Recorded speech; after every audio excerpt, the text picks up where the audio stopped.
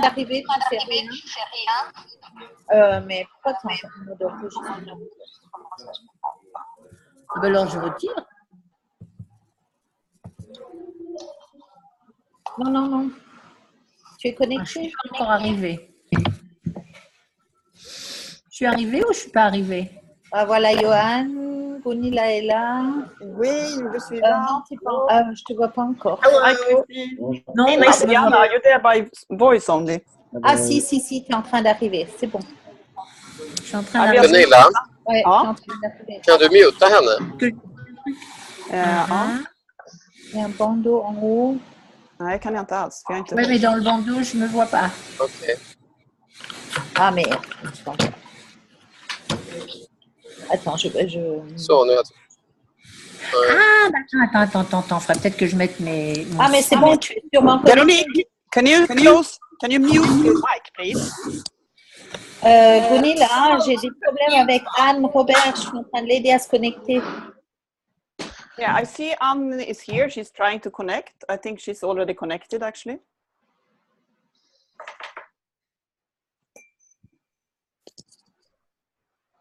Okej. Nu spelar vi in i varje fall. Mm. Voilà, tu les entends. Ok, je raccroche ici. So, yeah, all welcome so much. So let's see. We're still waiting for some. Oh, there's Amy also. Hello, Amy. Good.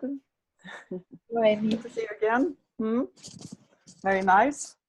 And Anne, are you listening or do you hear me? You hear me? I hear you very, very. You're there. And Adriana?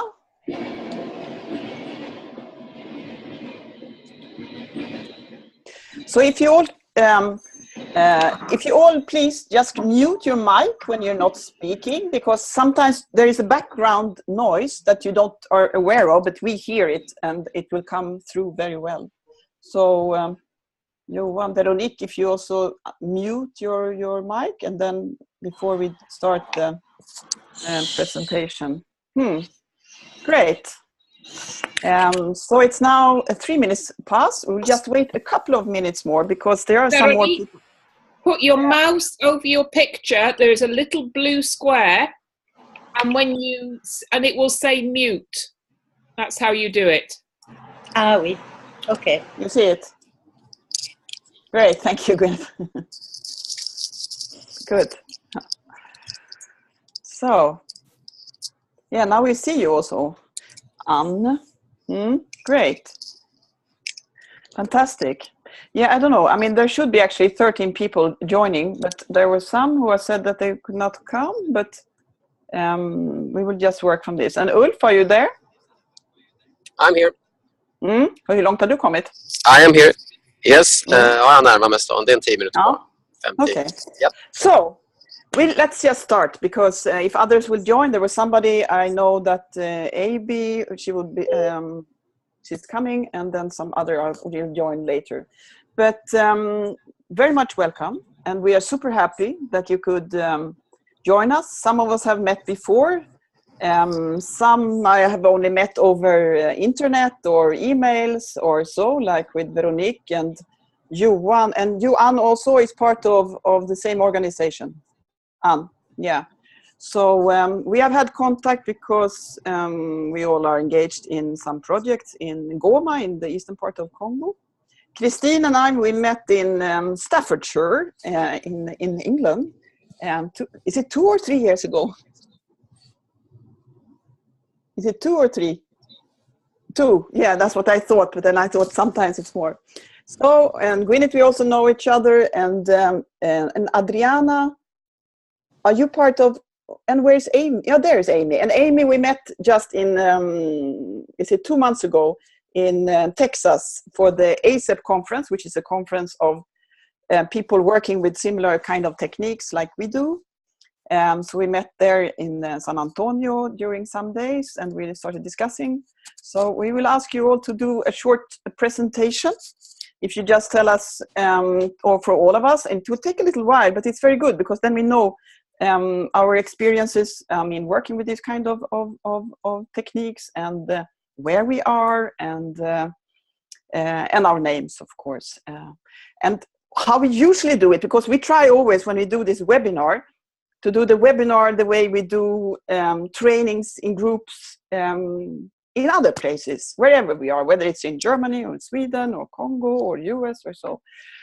And when somebody says their name, I know this is a bit challenging over internet because there is often a delay. But what we say, it is like when somebody says their name, then everybody would say hello and then their name. But now we also have the mics muted, so what we can do is just greeting the person who is presenting him or herself. Are you with me? So, and since I have this square of all of you from here, I will just start from my upper left corner, and then afterwards Ulf and I will also say some words. So now I will ask you, Veronique, to unmute your mic and say where you are and your name and the reason for you to be here, and some what you expect to have from this webinar. So please go ahead. Short, just, but and it's and you know, take these simple things in, because Veronique, she says she doesn't speak so much English because she's a French speaker, but I'm sure you know enough to just do your presentation. Otherwise, we will translate. I can understand everything, but I can not speak English. Okay. My name is Yeah. Veronique, and I am the coordinator from the NGO Epiphany. Yeah, exactly. Thank you, Amy. We were supposed to wave, all of us, to Veronique. So winky, winky. And all other presentations can make Anne for me. Okay. But if you just make it short, your organization is working mainly in Congo. In Goma, so in Congo, in Niger, and in Central America. Which country? Costa Rica and Honduras. Okay. Okay. Very good. And just the main area of work of the organization is what?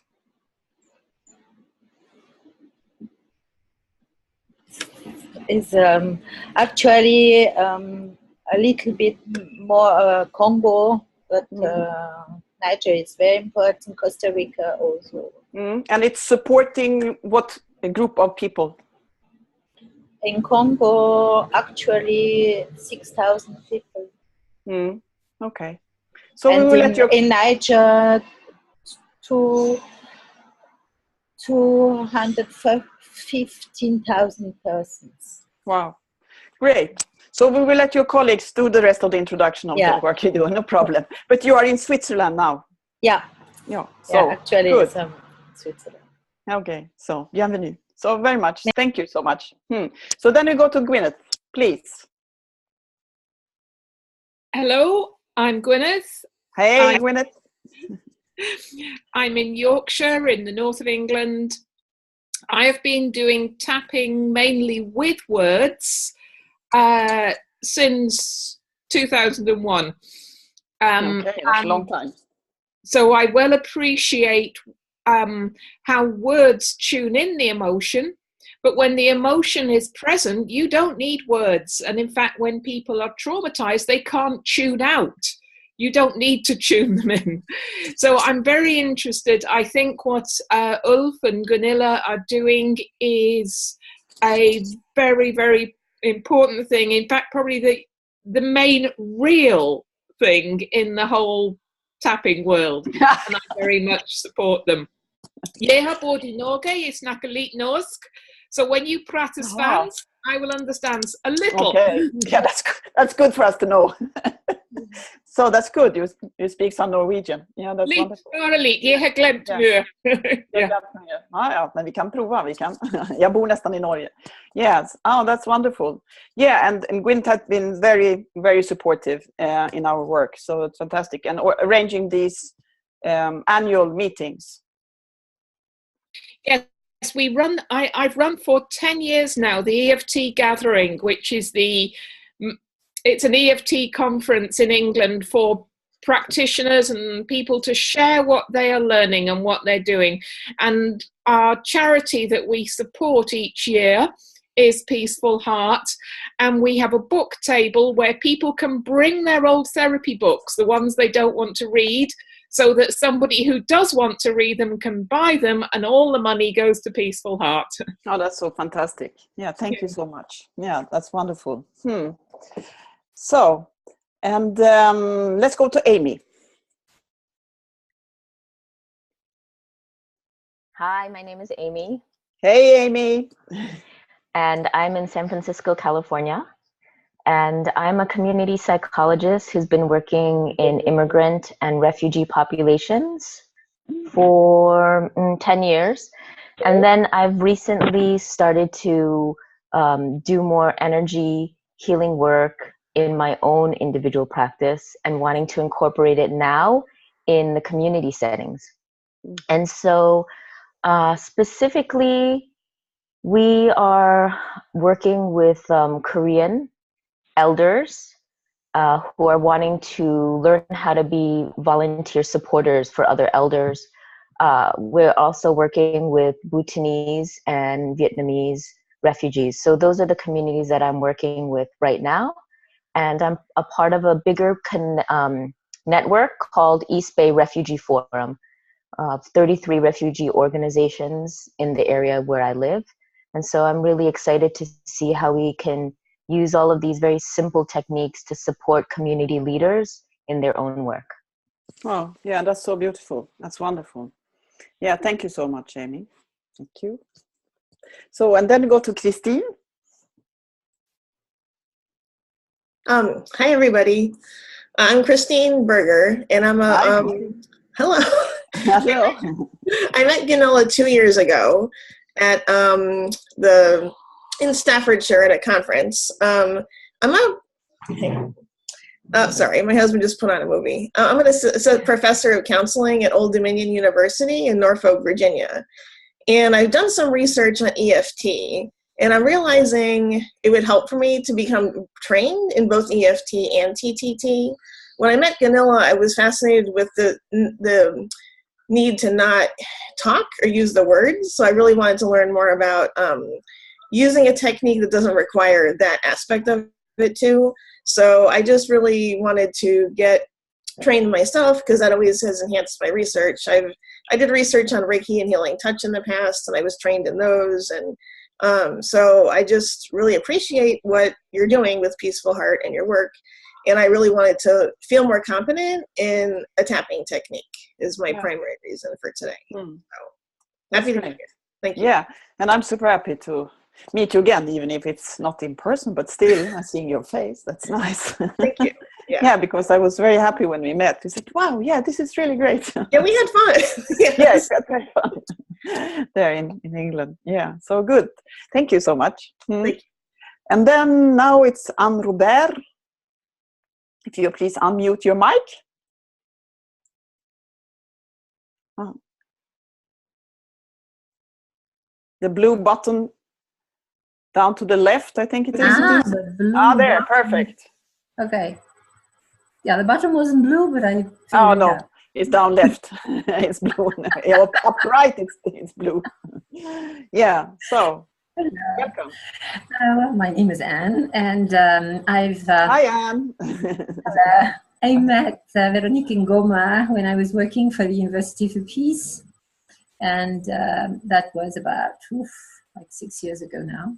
And since then, I've been collaborating with her NGO here from Costa Rica in things that we do in Costa Rica with elderly persons, basically, and from vulnerable populations in the countryside, and particularly in countryside where there is a lot of tourism, which means that we have a huge difference between people who come and the people who live there, who obviously don't see a penny of what's going on, of what these tourists leave. So it is a complicated social situation. And I also collaborate with her online with all sorts of projects that we have together. That's basically what I do. Now, EFT, I started using EFT for myself. I don't know if this is the way you started, but this is the way I started. Okay. So I'm a first, let's say, a a very constant user of EFT whenever I need. And then I started using it, of course, with people I work with, particularly older persons, as I said, which is the kind of person I work with now, within my collaboration with Veronique. And Veronique just offered me the opportunity that I thank you for also to participate in the seminar, because we want to expand a little bit the technique over here in Costa Rica and in Honduras as well. Okay. That's wonderful. And you are from Costa Rica yourself? No, not at all. I'm French. You're French. Okay. Okay. Yeah, I mean, it's good because we have some fantastic colleagues in Costa Rica that I can connect you to. Dr. Christine Holthuis, who is also. Oh, yes. I have several friends who told me you have to meet Christine. Yeah. Never did She's that. our very good friend and colleague, and I think Amy, you also met her in Texas, didn't you? Yeah, so she's part of the board of ASAP, of the organization that brings together all these energy psychology techniques. And she and also her colleague Diana, who is a psychologist, they have done a lot of work, not with elderly, but with the foster care families, and also within other parts, because she's a medical doctor, so she has also got it in. So that will be a very nice match. You will be able to do a lot, because she has also produced a lot of material in Spanish. And yes, I've seen some of it. I've seen some of it. As I said, I have friends who work with her, but we never. Yeah. No. Anyway, and you're in San Jose, or where are you? Yes, I'm close to San Jose. Okay, good. So welcome so much. Thank you. So then we go to our friends who we don't see the faces of, but Adriana, will you unmute your mic? Hi, yeah, I'm sorry. I had a little bit of a technical problem getting in. Yeah, no problem. You're much welcome. We see your name. Hey, and now we're waving to you, so hello. Well, I don't see anything on my screen, but I'm trying to figure out how to do this. So my name is Adriana Betty. I'm the Executive Director of RISE, which is a case management program for at-risk teens. I'm also the Director of the Native Youth Group. Could you say that again? You're of what organization? I'm the Executive Director of RISE, which is a case management program for at-risk teens. Okay. I'm also the Director of the Native Youth Circle, Cuauhtlimi Totiani Mexica. And this is where? And we're based in Berkeley. In Berkeley, okay. Great. Hello? Yeah, I'm here. Was I supposed to say something else? Yeah, I mean, just this reason for you to be here in this. Oh, I was invited, passed on the information from Amy, and one, because I do work with a lot of kids in trauma and actually going through a lot of trauma myself, I felt that not only learning this for myself, but being able to pass it on to the youth was, yeah. Oh, that's fantastic. That's very good. Thank you so much for joining. Thank you. And then I don't know if Johan is still there. He was here before, but now I don't see and I don't hear you, Veronique. You have to unmute your mic if you want to say something. Veronique? Yeah, Johan have a technical problem. He has a technical problem. Yeah, because I saw him first with the image, and then it was just as if it was the voice. He have no connection. Connection is down in Goma. Okay, yeah. We know this. There, it's not easy to know whether you're going to have a connection or not, because suddenly the electricity or the power just turns off. So that's very good, and so you're much welcome, all of you. It's fantastic to have you here. And as I always think before these webinars, it is like I'm so grateful to be able to share these things. Just like this, to the other side of this world, where there's Switzerland or Costa Rica or the US or England, or I mean even up to the west coast of the US. It's very far away, and that it is possible to do this with this kind of platforms like the Zoom. So very much welcome. And for this, and the reason for us to do it is that we see that these techniques are so powerful, so we have to share them. Because people need these techniques in so many places. And as you said, Adriana, you want to use it for yourself, and it's the same with me. And I think everybody who has learned some of the tapping, that we start by using it ourselves, because that's where we always have to start. It is with ourselves. And the more peaceful we can be ourselves inside, the more peace we can spread. And by using them ourselves for different issues, we know the potent, or I mean the power of it. And also, of course, when we share it with others, we see the possibilities of using the techniques and for all different kind of issues. I mean, it is like we say, it is from you can call it ordinary daily stress to traumatic or post-traumatic stress, which has been where we have started. So if I should go for my self presentation, I started doing this, or I learned this technique. It's now exactly 10 or even 11 years ago here in Sweden.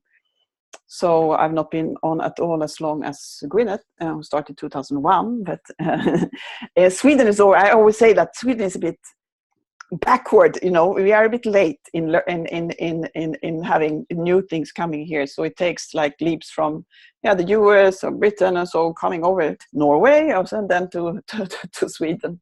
So the first times that these techniques were taught in Sweden was perhaps in sometime late in the 90s, even though actually they were established in the beginning of the 1980s. So it is long time since these tapping techniques have been used.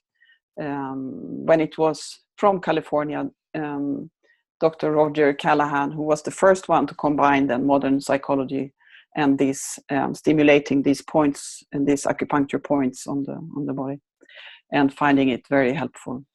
So for me, I learned it because I'm a body worker since a long time, and I'm a shiatsu therapist. So for me, it wasn't very far away with this. But I'm also combining that. I'm a journalist, so I have been working internationally for many years and meeting a lot of people who are traumatized in different parts of the world, and especially children, actually.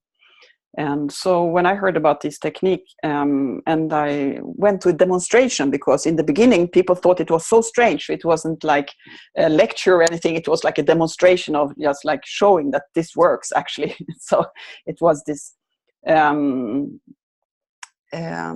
Uldal, actually Norwegian, who was in Sweden.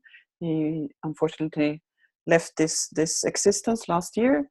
But he was in Sweden and he was demonstrating this technique. And then I saw it and I thought, wow, shit, if that is really so powerful, I have to learn it, you know, you just have to learn it. Because how can you not learn something that in so few minutes can do something that changes life for people? And when I had gone to the training, like some months later, for me, my first thing was this to imagine the possibility of spreading this with other people in other parts of the world, where I had been also as a journalist, and places specifically where there are not so much resources, like in Sweden or in UK. You can find help, and you can find lists and lists of different kind of techniques, therapies, and treatments. But in many places, it's very scarce and very few possibilities of learning. Or having treatment, or having some kind of relief from this kind of stress, of any kind of stress. So for me, that was how we started this work, or how I started this work. And I did it together with, because I had some friends, and I wrote to some people, specifically in Rwanda and Burundi, who I knew since long time. And because they had been part of another project of children's rights that I had been engaged with for a long time. And I asked them if they were interested in learning these techniques. And they were, you know, because I said, they are simple, you know, anybody can actually use them, which is fantastic. When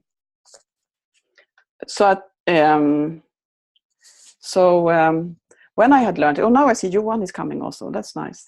So when I had learned this technique, I contacted Hello, Johan. Okay, welcome. So let's just... Thank you. Hello. Yeah, sorry hello. for interrupting. No, well, but that's I got fantastic. 2 interruptions. Yeah. Well, I hope it will hold. it will hold for some time, and then my mega will run out, and that's it. Okay. But because the Wi-Fi is not working. Yeah. But let's just have an introduction. You are in Goma, are you? I'm in Goma, in Belvedere. You are at the Belvedere. Oh, that's yep. So. Well, I heard part of the introductions Good. of people. So hello, everybody. My name is Johan. I'm trained as a psychologist in Switzerland. Now I'm volunteering in Goma since nearly 3 months, and for hopefully 6 months more. And well, I'm glad to be able to attain that for some time, hopefully. Yeah. And to hear more and to read more about TTT and more generally EFT. It's now a subject that was very highlighted during my studies, for example. It was or it was not? How did you say it was or it was not? It was not. It was not. No. It was not within the dominant approaches. So so it's well, clinical psychology is so wide that you can't go through everything during studies. So it's very interesting also to experience new things. Yeah. And well, I have all my, I would say that both optimism and skepticism. I'm coming with both. Yeah, that's good. My general optimism and my academic skepticism. Yeah. You're most welcome, and pose as many questions as you can. So to what you say, feel both of them. I mean, curiosity, I think, is something that is very important when we're dealing with this and seeing things that can actually work, especially where you are, Goma, which is in the eastern part of Congo. I have been there many times. I will be coming there also. So if you're still there in September or beginning of October, we can also meet. So no problem. How long are you there for? You're going to be there for? Well, I'll be there. Yeah, you'll be there between September and October. Yeah. Okay, good. So yeah, that's wonderful. Looking forward. Yeah, that's perfect. That's very, very, very good. So I would just finish off my own presentation by saying this, just to say the beginning of this story, which I started just saying. Did you hear when I was talking, Johan, a little bit in the end? Yeah, at the end. Yeah. Yeah. Okay.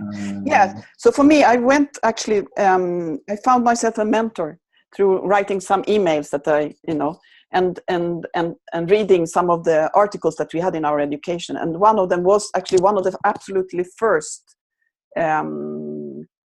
scientific articles that were published when it comes to tapping. It was in 2001 or 2003 it was published, I don't remember now. And it was written by, the main writer was Dr. Carl Johnson, who is from Virginia in the US. A trauma expert working with the Veterans Administration Hospital since many, many years. He finished his psychology studies in 1975. So he started working at the Veterans Administration Hospitals with ex-soldiers. And he said, when I contacted him, I wrote and asked if he could actually be my mentor. And he said that, yeah, of course. And just tell me where to go. If you arrange things, let's go together. So that's how it all started, which was fantastic. He was very open to that. He had already been to Kosovo, where this article, the article that he had written was from the experiences of teaching and tapping, which was the original version of it, called TFT, Thought Field Therapy, and treating people who survived the war on the Balkans. So their article was published in the Journal of Clinical Psychology in the US, which is the journal of the APA, the Association of Psychologists. And it was astonishing results. And that was what, for me, was when I read that article, was what interested me most, because I have been traveling the world for many years, both as a journalist and for other reasons. And when I saw that there were some people who had been teaching this in other places, that was really the inspiration that has led to this work. And also Dr. Johnson, when I contacted him, he had this vision of, as he expressed it, saying that we should go to the places where nobody goes and the most vulnerable people of this world, because nobody cares about their suffering. And with this technique, Gunilla, you can really do it, or we can do it, or anybody can do it, because anybody can use these techniques. And so that is actually from that inspiration that the work that Ulf and I are doing has grown, saying this, that when you create peaceful hearts in the world, there can also be peace. So this is, as we always say, this is our contribution to peace in this world, because as we know that people who have peace inside, they have no reason to fight with others. But when you have been through difficult things, it is difficult to have peace with others. It can be very difficult. It's just to go to yourself when you're angry or something. This confrontation becomes very easily. But when you're calm and you have peace inside, things are so different. And that's why we always say that we start with ourselves and then we deal with others. So therefore we will do this. One of the greetings we often do in our trainings, which is like both a greeting, is also a way of making the group come together, making more congruent, and it has also some other meanings. And so if just, I will not beat on my microphone too much. So it is like this. So it goes like this. And then I'll try to sit up a little bit. So it goes like this. And I'll start again. It's like clapping your hands like this. 1, 2, 3, 1, 2, 3. And then on your chest. And then again. 1, 2, 3, 1, 2, 3. And then to the front. And then 1, 2, 3, 1, 2, 3. And then your arms up. Now I'll try to be a bit back so you see me. So like that. Good. So we just do it together again. So it starts now. 1, 2, 3, 1, 2, 3 to the chest. 1, 2, 3, 1, 2, 3 to the front. And 1, 2, 3, 1, 2, 3 to the up. And also this, if you continue holding your arms up like this, this is also, I mean, because we integrate a lot of things in this tapping. We do a lot of things because what you do with your body will always affect your mind and your brain and your thinking. So to show this is, I mean, there's research done on this by Amy Cuddy. Here Ulf is showing this fantastic, I forgot the name in English. How is it now again? Bönsyrsor. Ulf, what's the name of these guys in English? Praying mantas. So by holding the arms up like this mantas, it will create a different chemical setup in your body. But just by standing like this for some minutes will raise the level of testosterone and decrease cortisol in your, which makes it you feeling more strong and more happy, and it will create, it's called like a power pose. So there's this video that we will send you after also that is from Amy Cuddy, who has done research at Stanford University about this, what you make with your body, calling all these power poses. And now you can release your arms. So the greeting then, the one we did before, anybody had some ideas about it? The one, 1, 2, 3, 1, 2, 3, from 1, 2, 3, 1, 2, 3 to the front.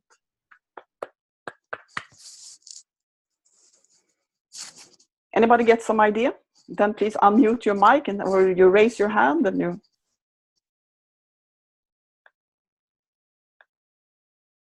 I think you're creating a rhythm. You're creating a connection between people, and you're going me to you to all. Yeah, exactly. It is like that. It is, it is again this starting with yourself. You take care of yourself, then you can take care of others, and then for everybody. But also this to get power so that you can do the work, because you need strength to do this work. Or whatever you do. So it is like that. So, and when you do it together in a group, it is very powerful. Now it's more difficult because we are, in different places. But when you are actually in one room, all of you, it is a great way of starting. And it also always brings laughter because people find it a bit funny, Oops. So we do it once again. 1, 2, 3.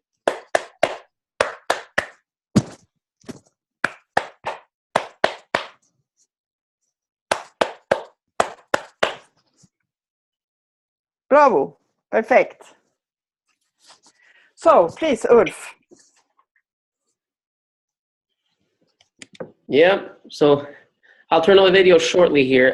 I need to keep the bandwidth down, so that's why I'm turning it off, because I'm recording on a different computer. Hi, everybody. I just landed from Paris, and I connected in the cab on the way home. So, yes, I started in this area because I was working as a hypnotherapist, using language interventions of all kinds, clean language, if you heard about it, or reflective repatterning, or NLP, and normal hypnotic language. So that was all working fine. I work both therapeutically from people who need to get up from a lower position to normal, and also coaching people who need to, in sports or mental training, who need to use those tools to get somewhere. At a certain point, I came to a standstill where I found that language was too language dependent. So I couldn't really get anywhere further if everything had to be spoken, because all my clients weren't from Sweden. So I Googled and I found Guerrilla, and I found out that she was working with this method that had results with a minimum of language intervention, and it was directed at the nervous system. So since the nervous system in my world is 90% of whatever stops us from doing anything we would like to do, or causes us emotions that we're not pleased with, I was happy to learn it. So I sent her a mail and I said, next time you're in Sweden, please teach me. So, and I immediately saw a lot of fascinating things with it. It's extremely fast results. It induces a trance. It calms down the nervous system in less than 5 minutes. And it's not necessary to speak. So from there, we've been putting a lot of effort, being both curious, skeptical, and critical in seeing how this can best be used and transferred. And we've had some astounding experiences that are basically sometimes hard to share because they don't seem credible, but they are. So here we are, and we've written a book together called Resolving Yesterday, First Aid for Stress and Trauma, which you received as a PDF. So there you go, that's me.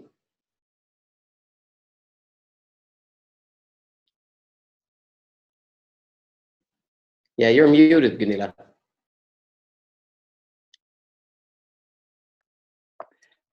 So this is the book, and we just translated it to French, actually, or somebody did it for us. So now, yeah, you continue.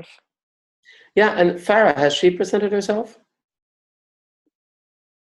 You're muted again, Gunilla.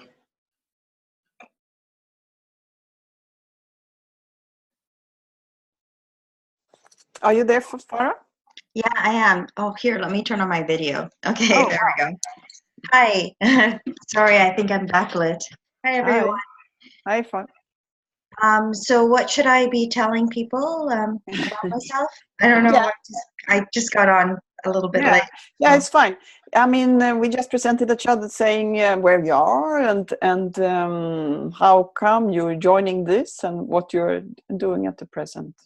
Okay. Like Hi. Okay, so I live in Vancouver, Canada, but I work in international development. So I've been working in kind of post-conflict settings a lot since the last 25 years or so. And so I've been interested in working with humanitarian workers and using this, well, I'm using EFT. I'm basically trained as an EFT practitioner. But I think this would be a good tool to have because a lot of people just need something that they can do that would ground themselves because they're confronting a lot of stress in these situations, and so that's basically what brought me here. And I had a chat with Ulf and Gunilla that was very interesting. So here I am. I'm excited about it. Yeah. Great, welcome. Thanks. Yeah, that's fantastic. So we have it's two continents, 3 continents on. There should have been one more, but that's wonderful, and that you all could join. So, Ulf, should we show the wiki? Oh, now comes Abby. Could you Welcome. AB, can you hear us? You're muted.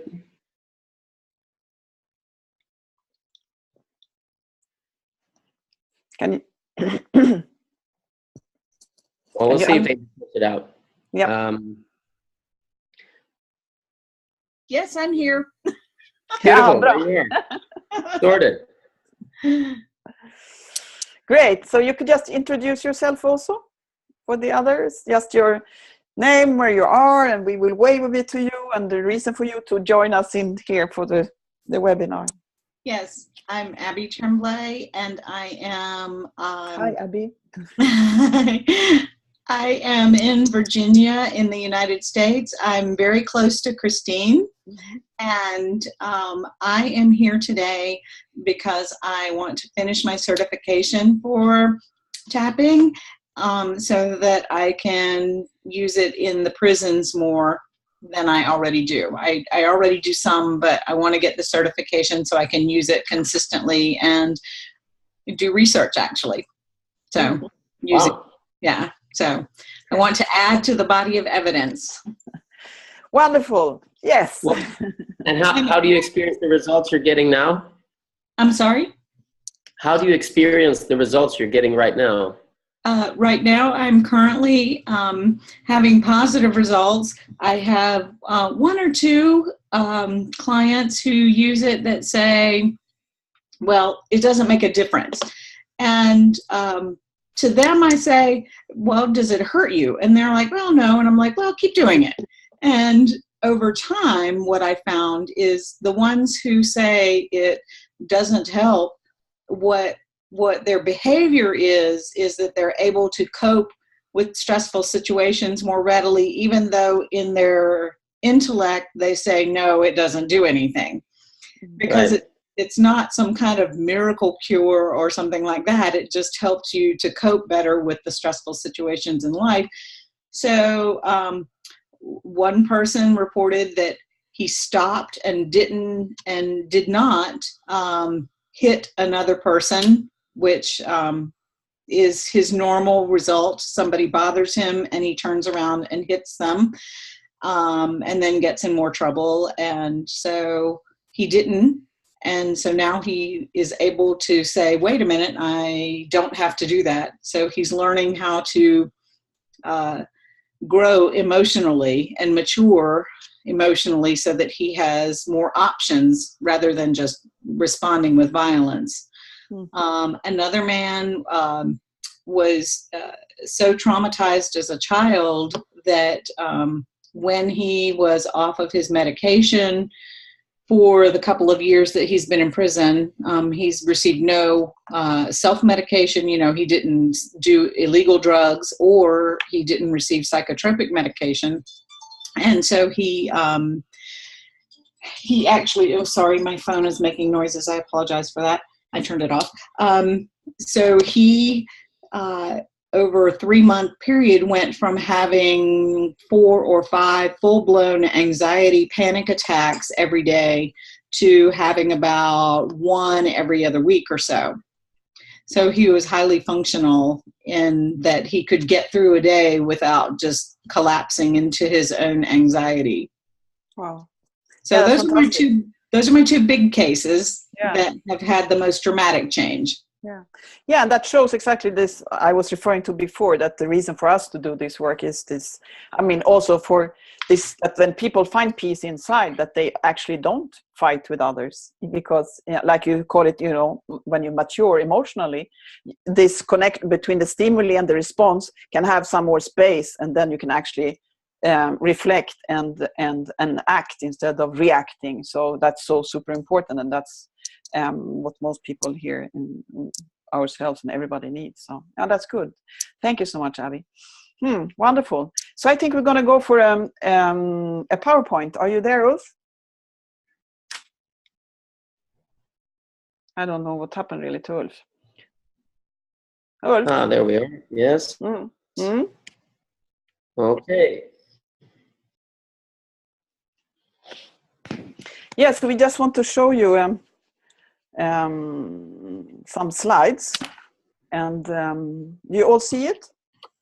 you who have video, do you see the slides? And then we try to describe them so that Johan and Adriana can also be with. Okay, you want to go, Ulf, or? You go. Okay. Oops, So, wait a minute. Yeah. Is it okay? There's no bandwidth. Yeah, so I mean, because you see the Okay, here we go. Okay, good. Okay, good. Yeah, so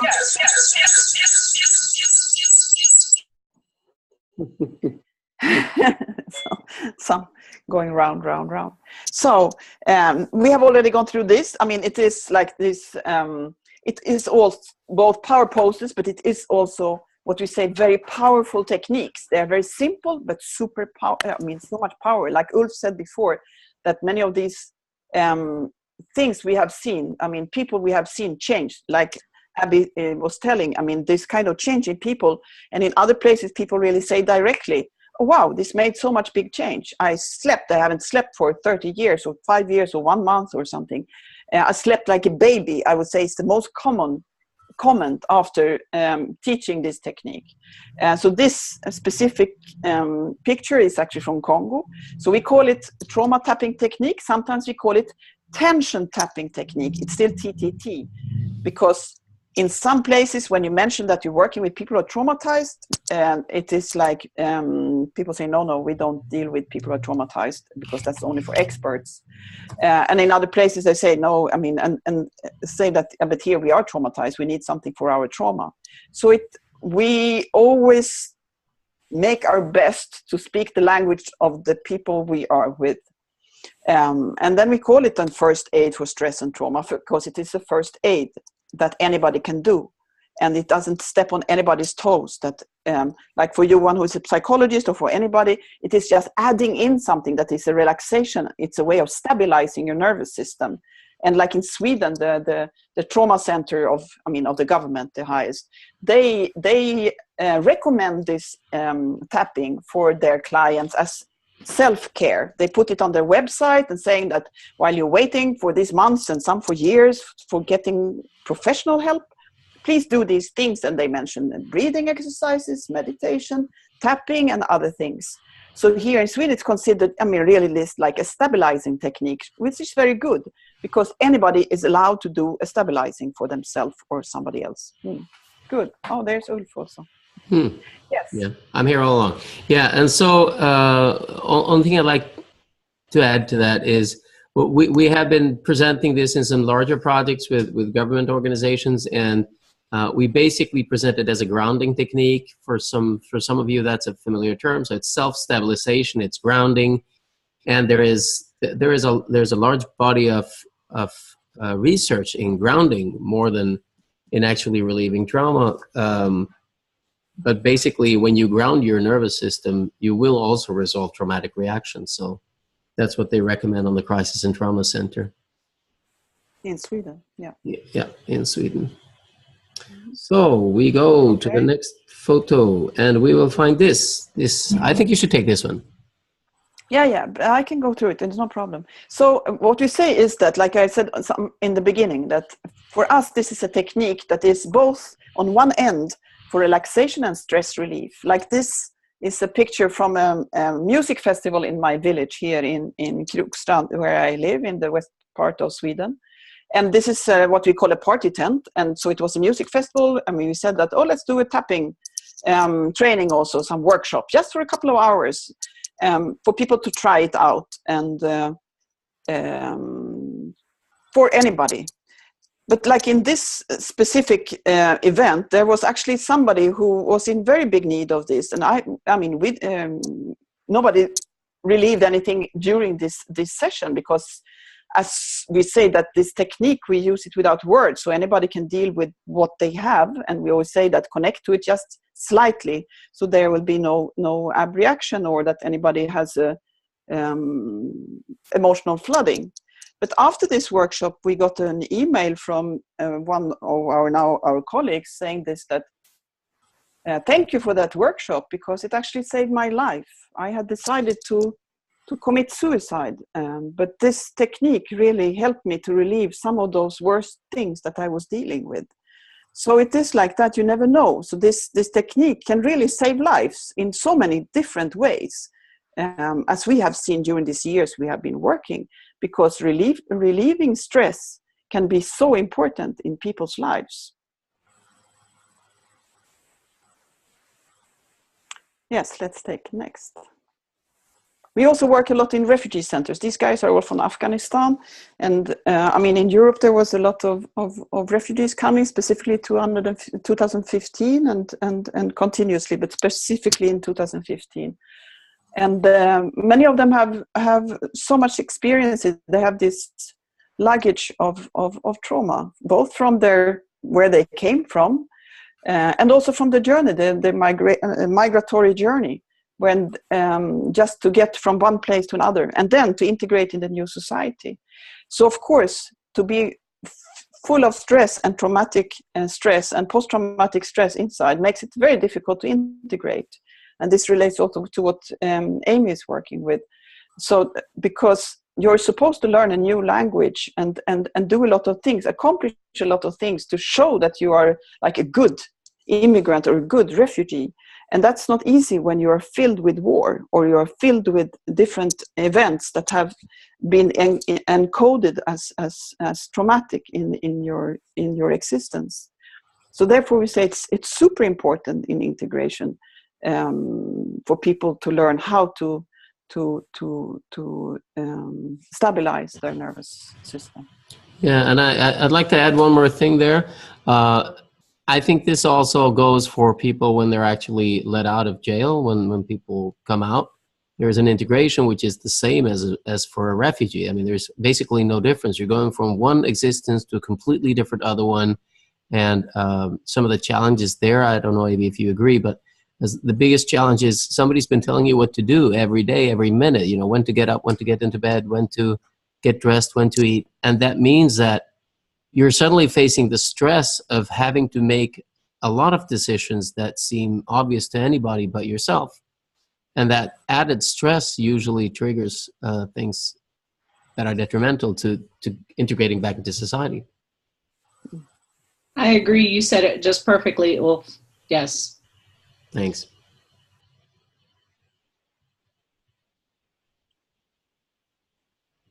Yeah, and then since this technique is a somatic technique, I mean, you actually don't have to explain a lot of things. If you just can say something that, you know, and showing how to do it, anybody can learn it. So that's why I say it's language independent, because you need so little explanation. If you just have somebody like here, we always say that you find your ally or the person who can, you know, who is the connector to the group you're going to work with. Like here in the middle is Dominique, who is a friend. He grew up with these are Batwa community in outside Bukavu in Eastern Congo, and they are very deprived of everything. But he himself, he grew up with the Batwa, with the Pygmies, so he knew them and has started projects there, and and then he said that, wow, these people should really need this technique. So then he invited us to come there and do it. And since they trust him, they will trust us. So we never come anywhere just by ourselves. It is always in connection to somebody who is already trusted by the people we work with. And it could be as well Dominique, who did the workshop, since it's so simple. What we are really, when you're just teaching the technique that we will do here, and you learn it in 10 minutes, and then actually people can continue by themselves, and with themselves or with others. Yeah, and I don't know, is there anybody here who has not experienced tapping in any form? It seems like most here are experienced in some way or other. Johan, have you tried? You have tried, isn't it? I have tried, yes. Well, I had a question about the language independent feature. I understand that teaching the technique is language independent, but how do you sell it? As in, how do you if you can't use the same language, how do you justify the use of the language, the use of the technique? How do you say, okay, well, this is for releasing tension, or this is for treating trauma or tension, or this is for self-help, etc. If you don't have a local translator who will justify why this could be useful, maybe it will be seen as just a game or a dance, or I don't know. Yeah, and that is what I tried to explain, but now you don't see the image. It is like in this image in the middle, there's Dominique, who is the one who can explain, because he already knows it. He knows us. He knows the technique. He is the one to introduce us to the community because he knows them. So he will be the one to explain the reason for doing it. Being language independent is that if you should have a session as a therapist with people who don't speak your own language, it's very difficult. Do you agree? Okay, thank you for the clarification. Yeah, so that is, well, I mean, that is the difference with it. What we mean with language independent is that it is not based on talking. It's not based on talking, but of course, the more you can explain, the more you can, prepare people, the better, depending on. So, I mean, we can do a workshop depending on how much time you have, but you can make them short. But you need somebody, exactly like you say, you need somebody who is from there. And we work with people who are already from the place, or part of the refugee community, or like here, part of the Patois community, or somebody who is him or herself a former child soldier, or, something, or a survivor of the genocide, who will be the one to be the link to explain, who already experienced themselves the technique, who speaks then English or French or something that we can communicate with first. And then you go to the community for the group. Like this was a group of perhaps 50 people who are in front here. I'd like to add to that, Johan, that the actual intervention does not require language. I mean, that's basically what we mean. You can do it with a person without a need for any cognitive processing as part of it. Most other energy psychology techniques use some kind of spoken intervention, but this one does not. Okay, thank you very much. Well, actually, just a heads up, I do see the pictures. Okay. I just decided to not show mine because it takes some bands. Yeah. Yeah, that's good. So you see it. Perfect. So I have the download, but not the upload image. Perfect. Thank you. Yeah, we try to. Ska jag gå lite fortare kanske?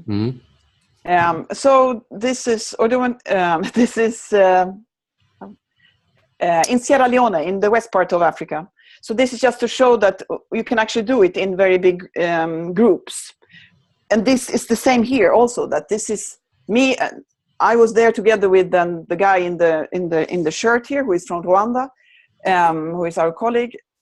And then we had introduced people of an organization called Fumble Talk, who already had these meetings here with these peace mothers, because there were so many women who were left widows after the conflicts in Sierra Leone. So they work with these widows in creating these groups of peace mothers coming from different parts of the country for these meetings. So you see, you can do it in a big group, which is not possible with many other techniques for releasing stress in the nervous system. But with this one, you can do it. And then they can go back to their village and teach others. So that's what we did with this. And that's our model. It is teaching a group, and then they will be the one to carry it to others, passing it on or paying it forward. We also worked in many different cultures. None of us have been in Afghanistan, but we have a colleague who we met in New York several years ago. He learned the technique during a short ride on the subway train, and then he went back to his activities. He works with Theater for Reconciliation in Kabul and in the rest of the country. And he was showing this to this, for example, with these widows, who then do this tapping for themselves. And as you see here, also doing tapping for the other person, which we see is more efficient and brings also a lot of both joy, connection, and stronger reactions and stronger relief of stress.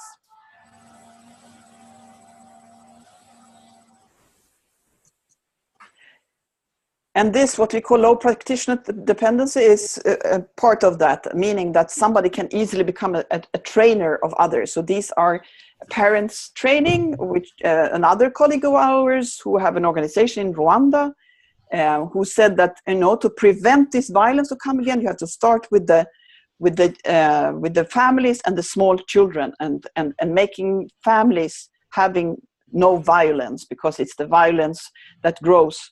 And then in the rest of their, it's possible that they will bring further on in life. So this is a way of spreading it and making these ripples and the ripple effect of this technique, which we see is like a people's movement, and should be. Everybody should learn this in kindergarten, in school. Everybody should know how to deal at least a little bit with their own emotional well-being. I'd like to add a thing to that. I don't know if you are familiar with Vikram Patel and his Sundar vision, but he's a psychiatrist from India. Psychiatrist from India, and he has a vision that if we are going to help people in areas that are challenged, we need to use the people who are already in these areas. There is no way we can reach. We cannot send practitioners to every corner of the world. So we need to find ways that we can involve people who are already involved in the communities. If there is a teacher, if there is a sports trainer, if there is a priest, anybody who is already in touch with these people, if there's anything they can learn, any intervention that can help people, they should have it, because that's the way we can reach them at the lowest cost possible, which is necessary if we're going to reach them. So what we're doing kind of lines up very well with Vikram Patel's Sundar Vision, and I will put it in a link afterwards so you can see what he's saying there as well, because there is a large need for simple interventions that can be transferred by non-specialists with at least decent results, and sometimes spectacular. But it's not about having the best intervention. It's about having an intervention that travels.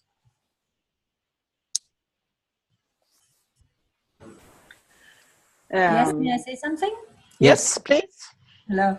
Well, in fact, I'm going to talk more for Veronique than for me, that in Épicerie, which is the NGO in Goma and in Nigeria, we also use this exactly the same approach. It means that we have a basis, which is tapping, and which is spread by the people who learn themselves and take it home with them, etc. Exactly the same thing.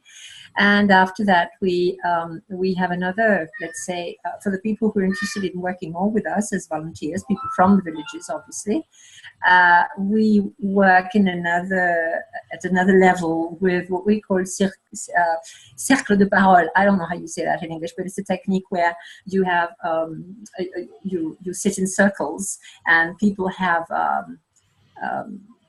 what do you call that? Talking stick. Yeah, exactly. You have a talking stick. Exactly. You know the technique, right? So that's what we use, but this requires obviously a little bit more training. I mean, much more training even. And this is with volunteers also from the villages, but who have already been through the tapping and who want to work on a more regular basis with us. Wow, that's wonderful. It does work very well. Yeah. Great. And we're thinking of starting this in Fribourg, in Freiburg, I suppose you say in English, where Veronique lives, right, with the refugees. Okay, great. Yes, Veronique, is that right?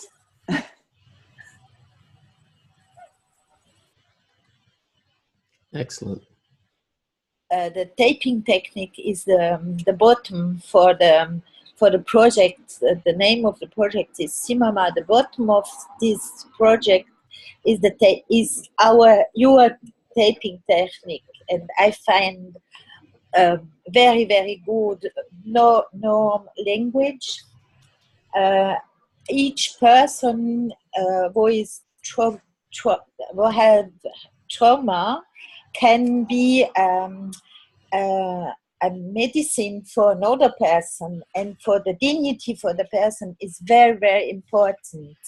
And we work with groups, and for me it's very important that the people who is in Goma can go in all the regions.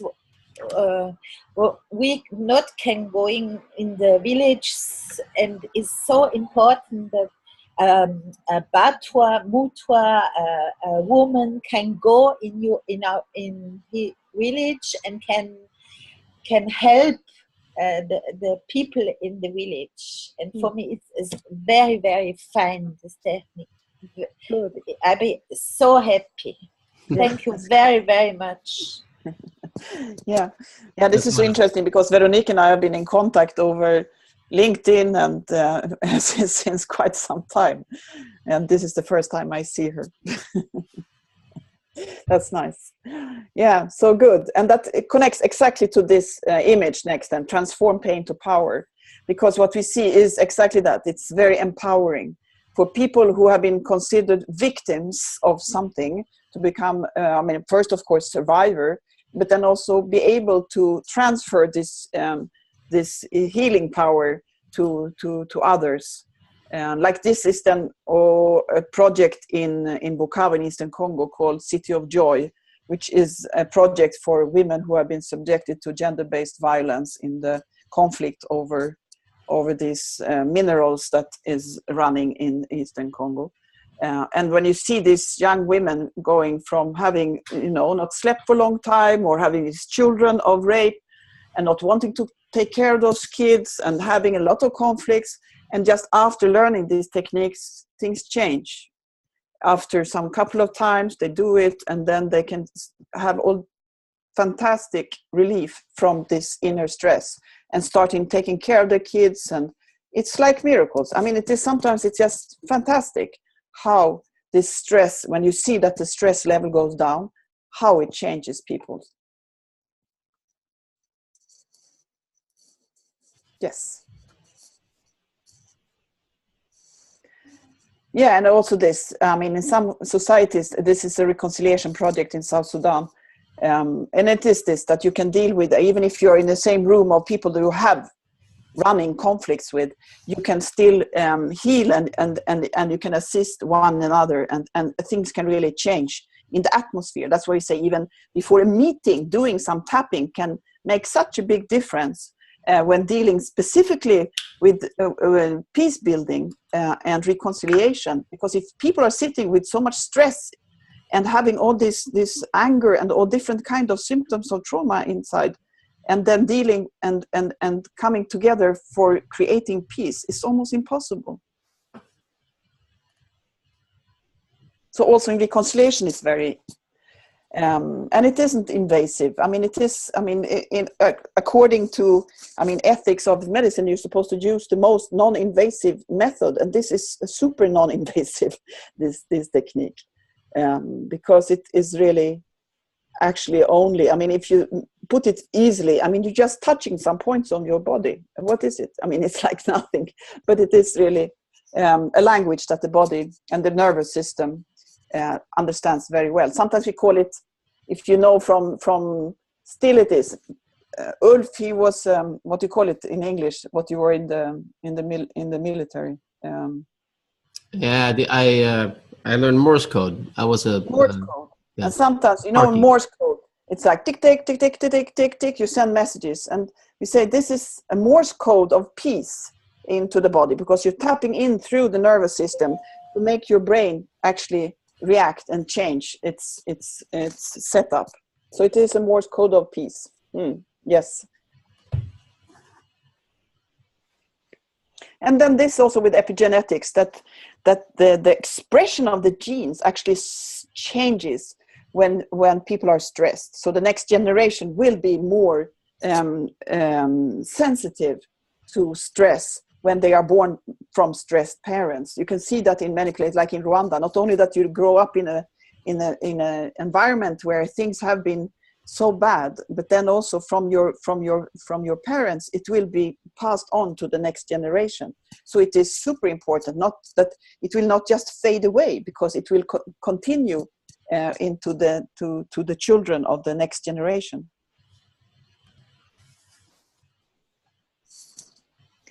And this is, I mean, some other exercises we have done with refugees in Congo, what we call do-in. We teach different techniques, like we said, with these power poses and this clapping. Do-in is another self-massage, and this is something we did with these refugees also. Even if they first would say, we need food. What is this? Like you once said, what about this stupid, game or so? But then through talking and explaining, saying that, for you to take decisions and manage your life, you cannot be stressed, because when you're stressed, you don't take good decisions. You get into conflict, and it's very difficult to look into the future and plan for things. And then they say, and then we had this discussion, and they found it very helpful.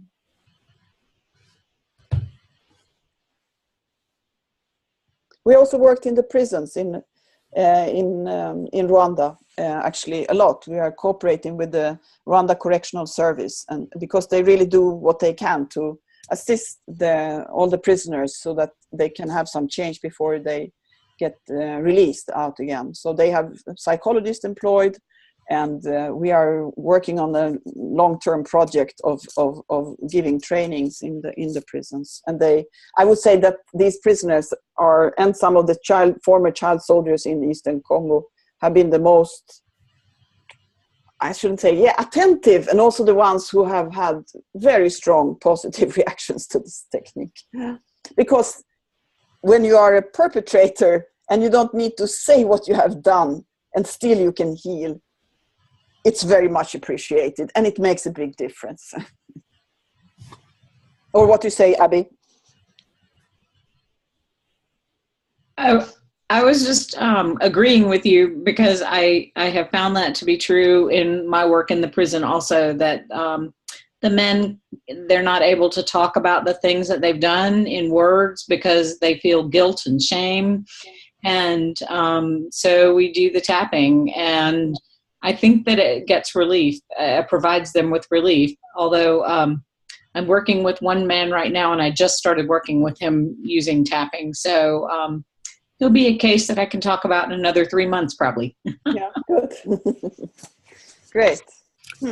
But a question, Abby, do you teach them to self-tap so that they self-tap? Yes, I have to, because I'm not allowed to physically touch them. Right. So I walk them through it. And so in my particular case, in prisons in the United States, being able to talk to them in English is helpful, because I have to walk them through it. I can't touch them and do it. I have to, talk about what I'm doing and get them to mirror me, to follow. So, yeah, they have to self-tap, and I encourage them to do it whenever they feel stressed. Great. Perfect. Yeah. Yeah, great. So we're almost through these slides now. We are. Yeah, and we have also worked in both with refugees, who have come to Europe, but also in refugee camps in other places. So this is Kijeme refugee camp, which is now, after this was 2 years ago, now it is brick houses, and there are Congolese refugees in Rwanda. And there, one of our colleagues, Mirigo, she did this model. So she was teaching to 5 people, and then telling them that to 8 they were in the beginning, some who were responsible for each of this. They are like quartier, they have divided the refugee camp. What do you call it? Quadrants, neighborhoods. Yeah, neighborhoods, hoods in the refugee camp. And then, so from each of them they came, and then she said to them, now you have to teach 5 each. And then the next time they were 40, and then it grew. And it is, now it's more than 7,000, and then they reached out to another refugee camp because so it's scalable, really. That's what we keep repeating this, because we see it, the world needs something that is scalable, and this is scalable at very low cost.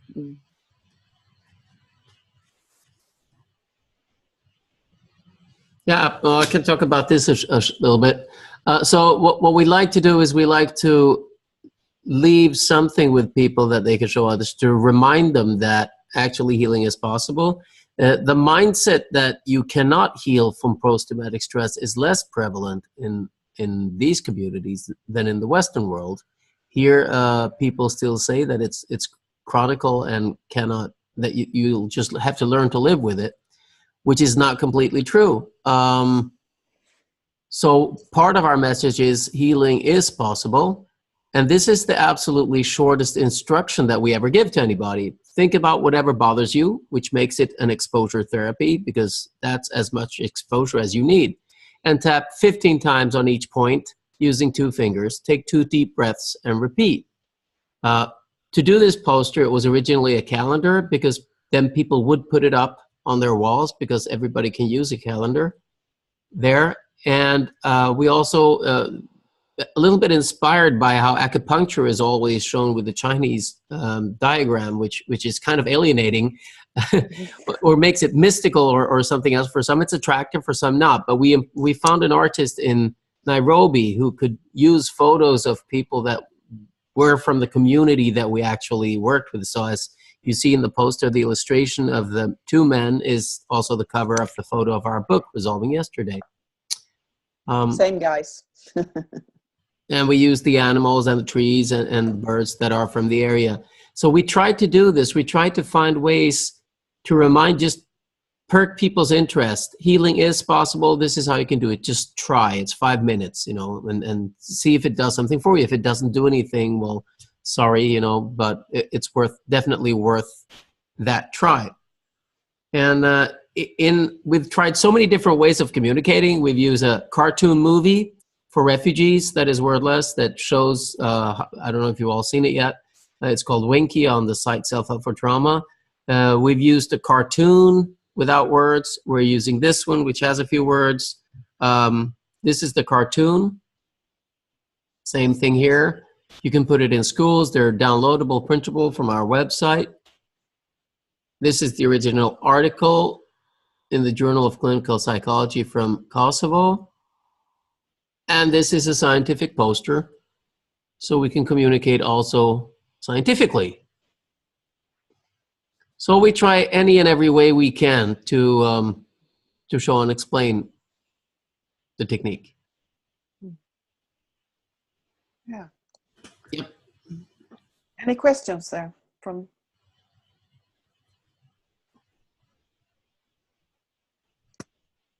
Yes, it's our function. Yeah. Can you hear me? Yeah. Absolutely. Okay. Now you're muted. Now you're muted again. I'm muted again. Yeah, now you're on. Good. I had my hands on the wrong place. Yeah, I wanted to ask you 2 things. One is that we're wondering, because in EP3 we, as I just said, we add some, we complete that with other techniques, like for example with the talking stick, and also we use some yoga pose like the tree. And we were wondering if you could talk a little bit about how you, if you only use tapping, or if you use it with other techniques as complements. Yeah. Yeah. So as I mentioned before, it is that with this, for example, these power poses, this technique of do-in, which is a self-massage, but goes through your whole body. Perhaps some of you have done it, do-in. It's like a Japanese self-massage. It's like actually only tapping with your hand all over your body, which is also, I mean, it all stimulates the blood circulation, the energy, and brings out. We also do another one called blowout that we can show later on, which is a way of getting out excess of carbon dioxide in your body. And actually, when you have too much aggression in prison, perhaps this would be very good also. And Ulf has done it a lot with the football team, also for making people feel, I mean, that they are in a group. So it is actually, we can do it together now, so we all wake up. It's just, again, your arms up. If you lift up your arms up for everybody, and then you take a deep breath in, so breathe in, and then you clench your fists, and then you pull down hard and breathe out. You get it? And then again, and clench your fist and pull down, and then clean up with your arms again. You breathe in, clench your fist, And just doing it, we can do it 3 times together. Are you ready? So 1.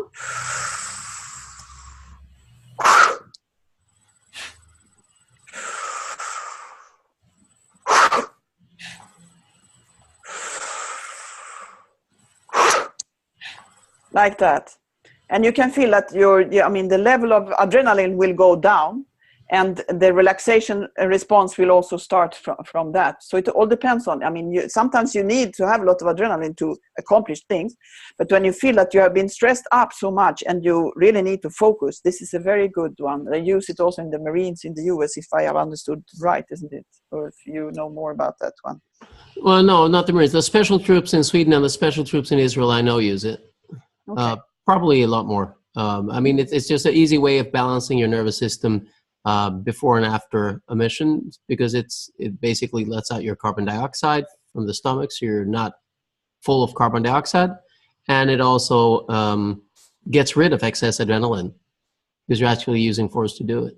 So it's a really fast way of getting stability without losing the positive part of stress that you might need for action. And then other things, we use anything that we find is a way for people to release tension. Now I forgot one of the tools that we have, but I have this one, which are, so as you see, this bubbles. We usually bring also a balloon, because with the balloon, when you blow up a balloon, I don't have one here now, and since we work mainly in groups, when you start, dribbling or juggling with a balloon, everybody needs to look up, because also looking up will increase your feeling of well-being. It is like a position of receiving, in contrast to, going into the fetus position, which is closing, but opening up. And when you have a balloon, you have to look up. And you have to interact, and everybody can interact, and nobody will fail, because the balloon falls very slowly. So anybody will succeed in hitting it again. So we have done it so much in all different places, with adults, with children, and everybody starts laughing, because either they think you're crazy, or they think it's so fun, you have to keep moving, So it is like, because the more you move the body, and that's why we'll always look for different games and exercises that you can easily do with a group, because the more you interact, the more easily you will heal yourself and heal together, and you will feel like a group, because social engagement is the number 1 of healing.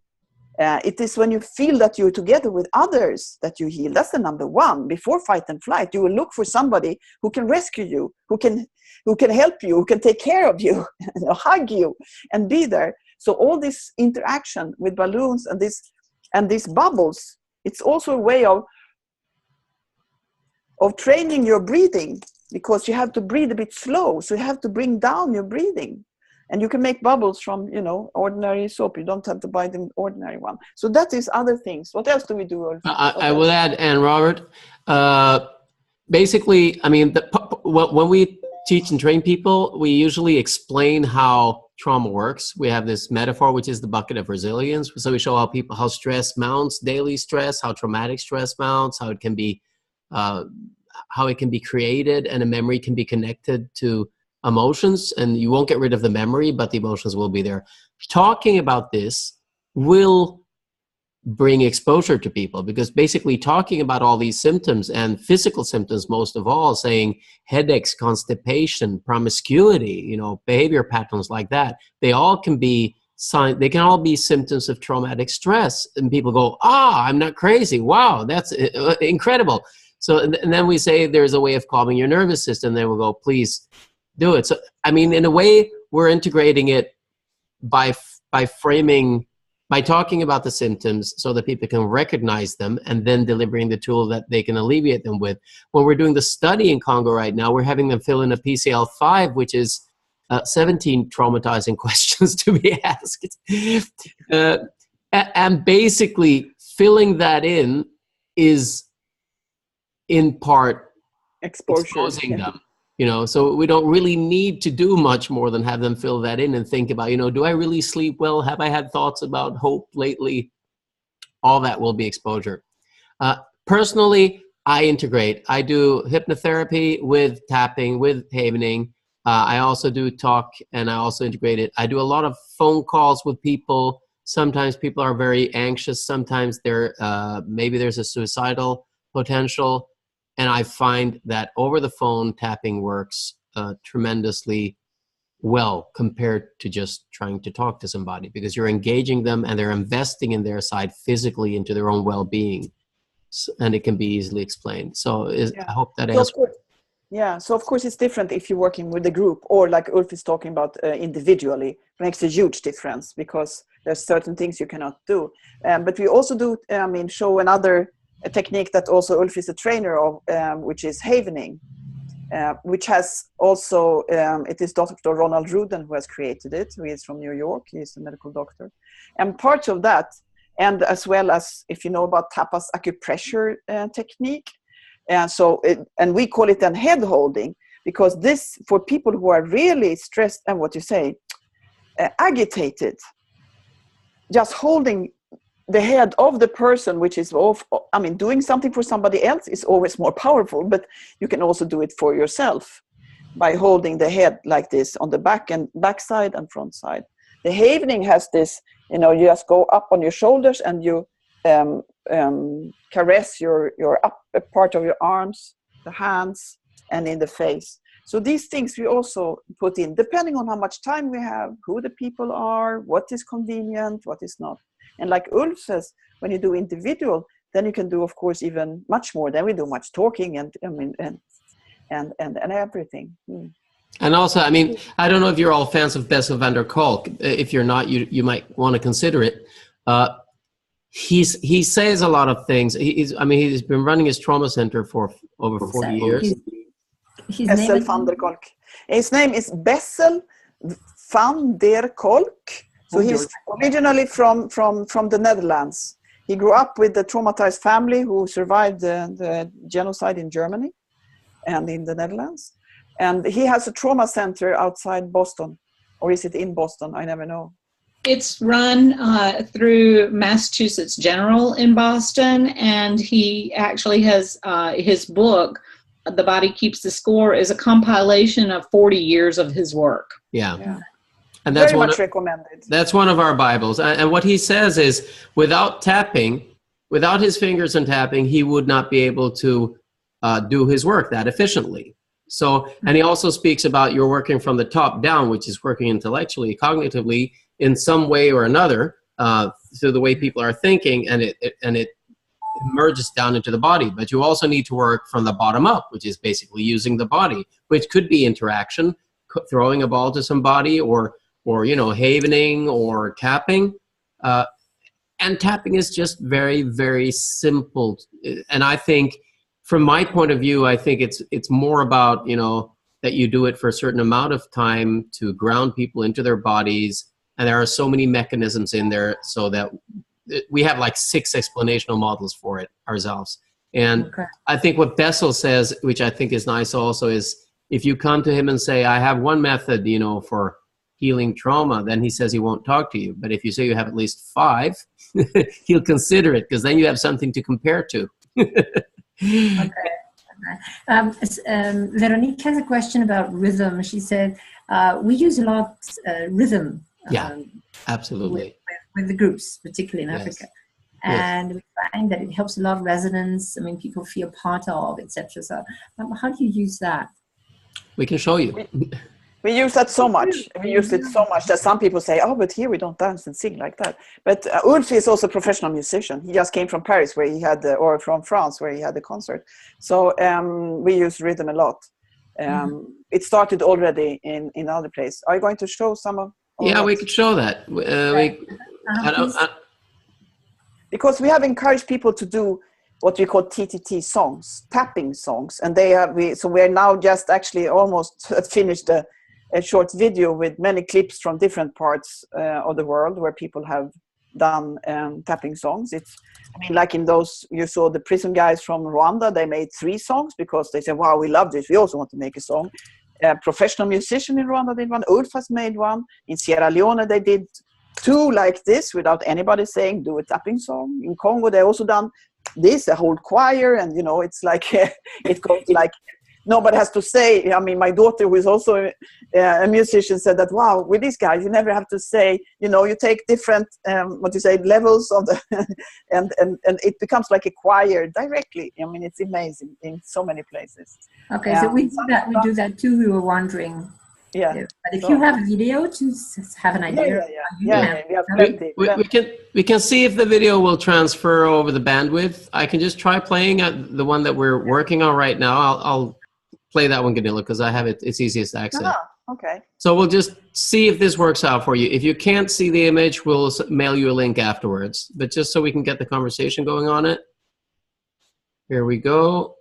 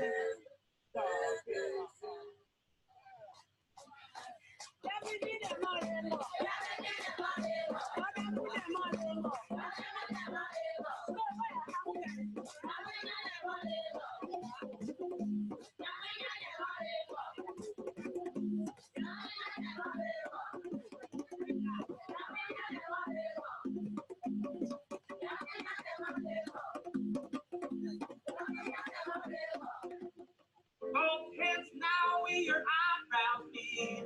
2 fingers tapping with a simple beat. On the side of your eye where your temple lies. 2 fingers tapping with a simple beat. And you keep on singing da da da da da da da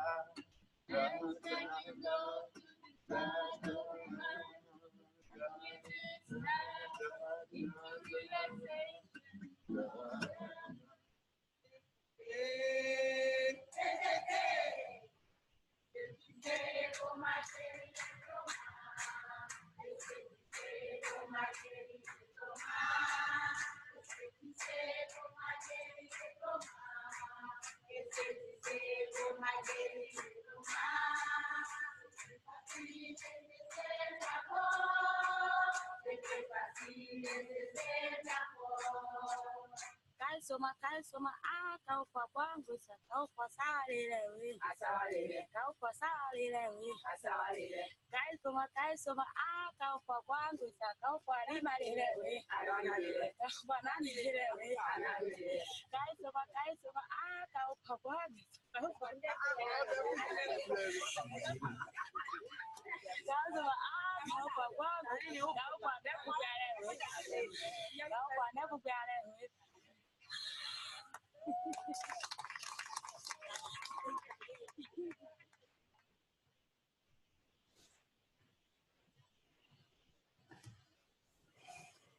Yeah, so that's were some examples. There are some more. Yeah, so it is like you say, it is very, because that's exactly also connects back to Bessel van der Kolk. So really read his book. We'll write it on the email for you who don't know, because he also says that when you're traumatized, you're out of sync, you're out of rhythm. When you bring back rhythm into your system, that's when you start healing. So that's why with this balloon, with balls, with dancing, with singing, it all brings rhythm, or doing these things together in a group. That's why group healing is so good, or group work is so good, because it comes and you do it together with others, and you're not isolated in a white room together with somebody and just sitting and talking. Could be very good, but for this is the other side of the healing, which starts from bottom up. Yeah, maybe we should try it. Yeah, let's try it now. Now it's time to do the tapping. Yes, finally. Too much talking. So we try another video. You want to try it with Winky, or what do you think, Ulf? Show me Winky. I think you lead a self-tapping session. We can show Winky after, because for some the image will be jumpy because they don't have a perfect connection, and it's easier for them to download the video and when they have bandwidth. So the way we do it, I mean, and most of you have done it, but let's do it together anyway. The tapping. So you just sit up a bit, and if you have your feet good on the ground, on the floor, or whatever, with a comfortably erect back, and then just take 2 deep breaths. You breathe in through your nose. You breathe in, and then you breathe out a bit slow, and then you breathe in again, and then breathe out. And for those of you who want to connect to something, you do that. Whatever it is that bothers you, you just try it on. And then we just start by tapping on the side of the hand. And there we tap with 2 or 3 fingers, just here on the karate side of the hand. And we do it like we say, like 12, 15 times, even if we never count. But it is like for a while. There is nothing too much, but it's better to do it a bit, we think, than do it very little. And then from there, we go up here then to where the eyebrow starts. And when you do it on yourself, it's very easy to do it on both sides at the same time. And before that, actually, what we do, I forgot it, but you can do it now. So you put your thumbs on your temples, and then you like open your forehead. It's like pulling from the middle to the outside of your forehead. Good. So we're preparing. And then you go to the outside of the eye, on the bone between the temple and the eye. Very good. And then you go to the under the eye, on the cheekbone.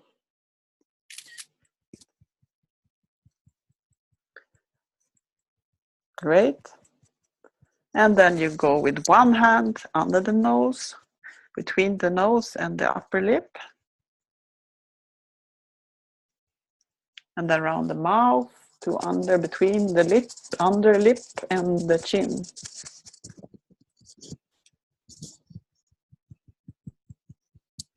Good. And then on the chest, we often say that do it a bit wildly. Now I'll take away the mic, or I'll try not to hit the mic. So we say tap all over the chest, not just under. I mean, the point itself is actually under the collarbone, and the highest point of the collarbone. But we say this is for us gorilla tapping. So that is also one technique that we say, if you don't remember anything else, at least remember this, because so much tension sits here. It's like the center of emotions on your chest. That's where the heart is, the lungs are. Here's where you open up when you're receiving the world. So this is helping you to release tension here, which makes you open up to the world. So we do it with both. Try to sit a bit like that. So like this. Gorilla tapping. And as you know, I mean, most of those still existing gorillas, they are in the areas where we work, and this Eft also works in Uganda, Rwanda, and Congo. And they do this tapping, and it sounds fantastic. So, and then we go under the arm. So some put the hand on the shoulder, and then you do it here. It's like where the position is where there would be an bra strap if you had one, or if you have one on that side there. So it's down a bit. It's like one hand down from the armpit, and then you come to that point. It should be a bit sore spot. Good. And then we go to the fingers. We start with the little finger on the inside, on the side of the nail. On there, we call it the inside because it's like the side towards the body.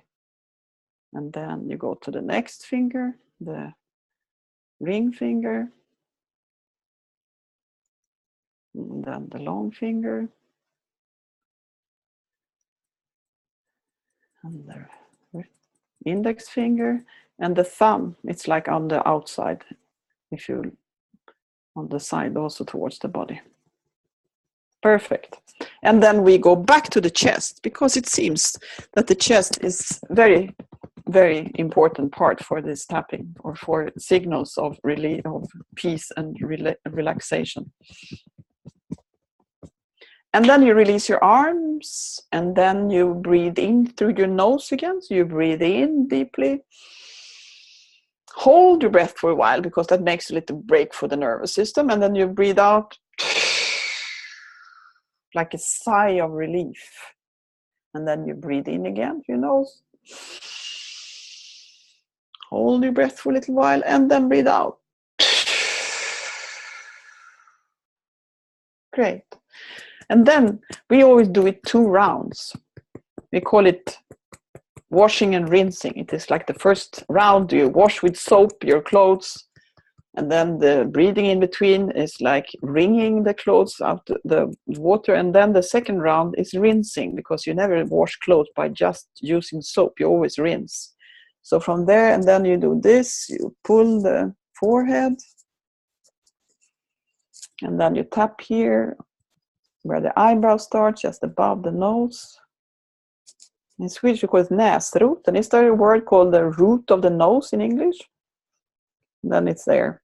And then you follow the eyebrows to the outside, on the bone between the temples and the eyes. And now you just follow, you just go for the next, under the eyes, under the nose. And I always start yawning when I do this, when I release. Under the mouth, tapping. And on the chest, wildly over the chest.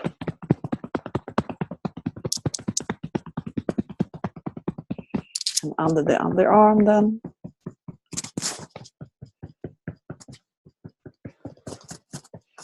And then on the little finger. The ring finger. The long finger. The index, the thumb, and back on the chest.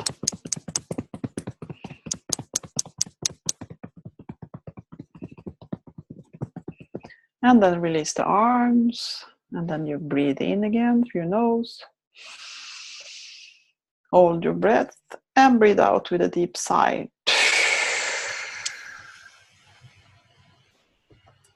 And then breathe in again. And then breathe out. And then you can just sit with your eyes closed for a little while and just observe how it feels like. That's often what we say also to the participants, just to stay with the eyes closed for a little while. Because many people will close their eyes, even if we always say it's optional to close their eyes or not, because for some they don't trust the world around, they want to have their eyes open. But if it's possible, then have the eyes closed and just observe what it feels like in the body. And of course, you can do this kind of scanning before so that you can have also a comparison. You can make a SUD, what you call the subjective unit of distress. You can ask the people to, for themselves, just rate their discomfort before from 0 to 10.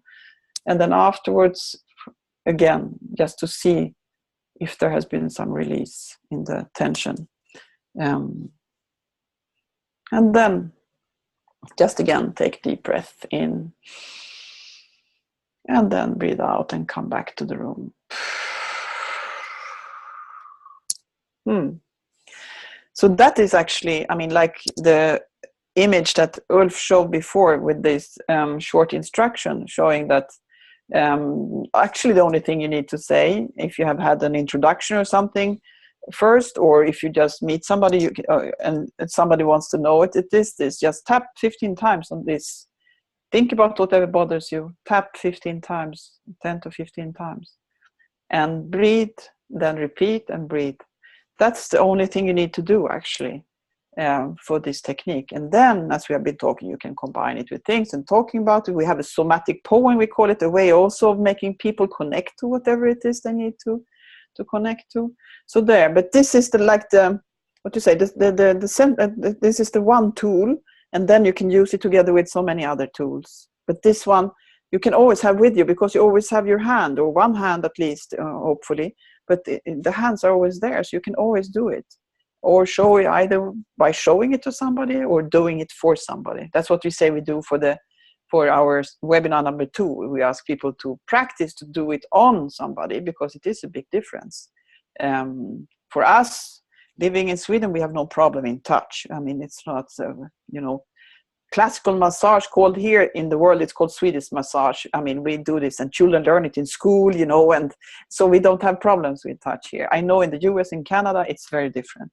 But this deprivation of touch is very dangerous. I mean, that's how we grow. That's how we become human beings. It is through touch. And there's a lot of science also on the importance of touch. But we have to work according to the laws or the regulations and the ways that you're supposed to deal. But people can do it, at least in their families. People can learn. When you're working with whole families, they can learn to do tapping with each other. And people who know each other also in places where you're not, as a therapist, allowed to touch. Okay. Ulf, are you there? Excuse me? Yes, you are. Excuse me.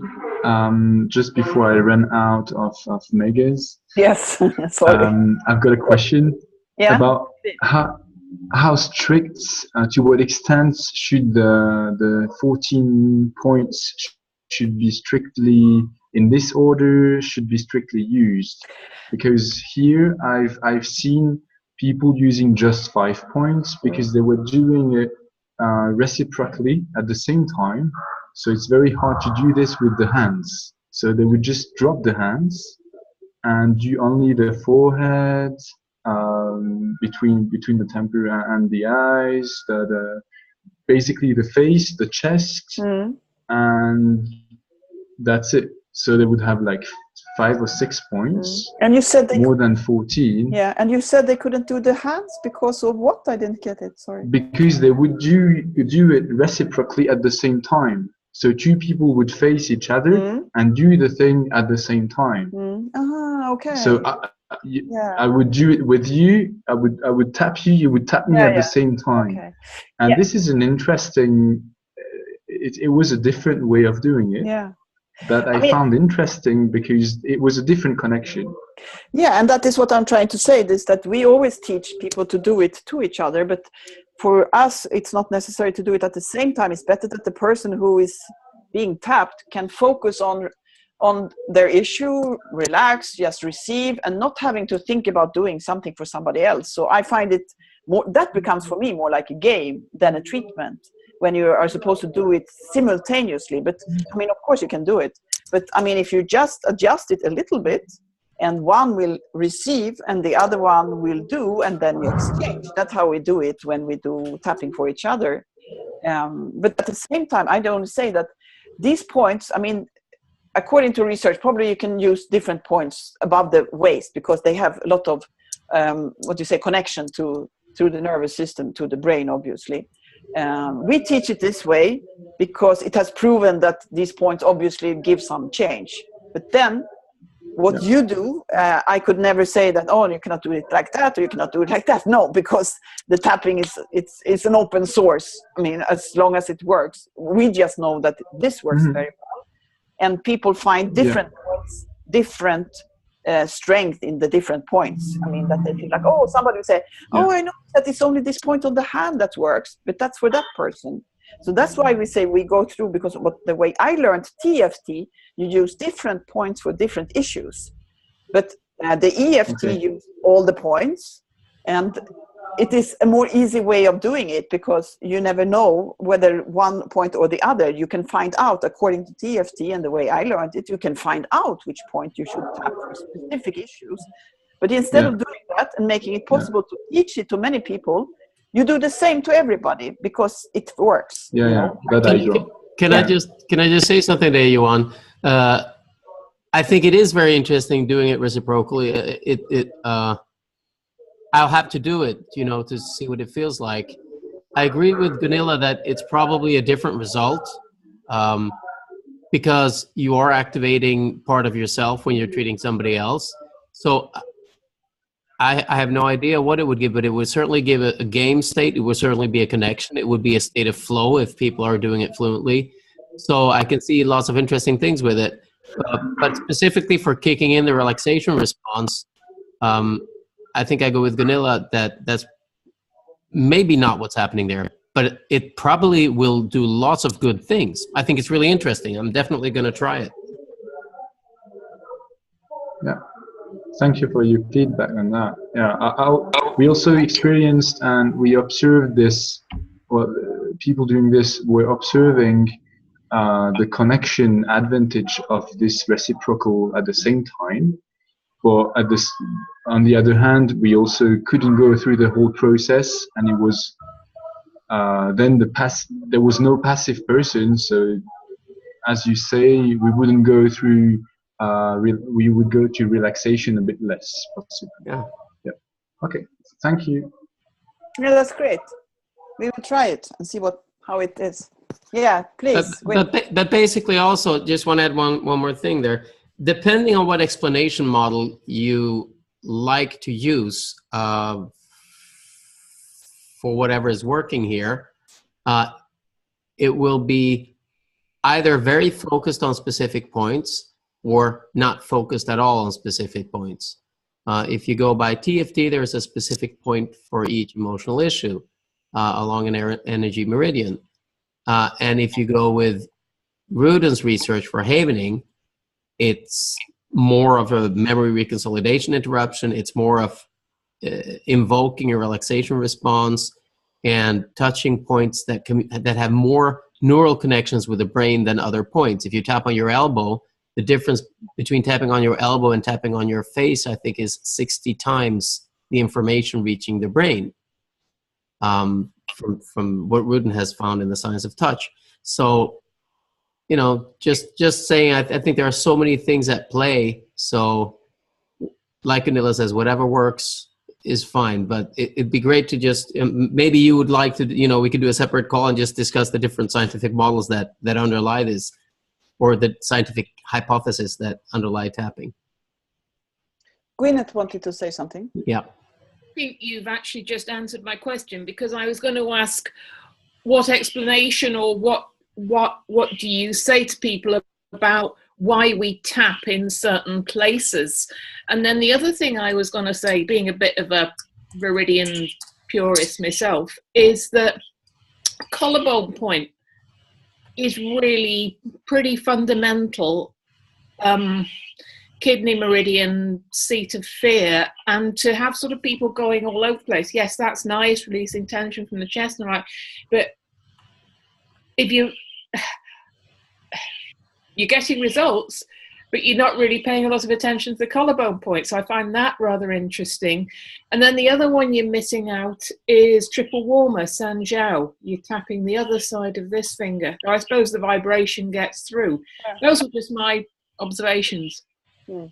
Yeah, and that is true.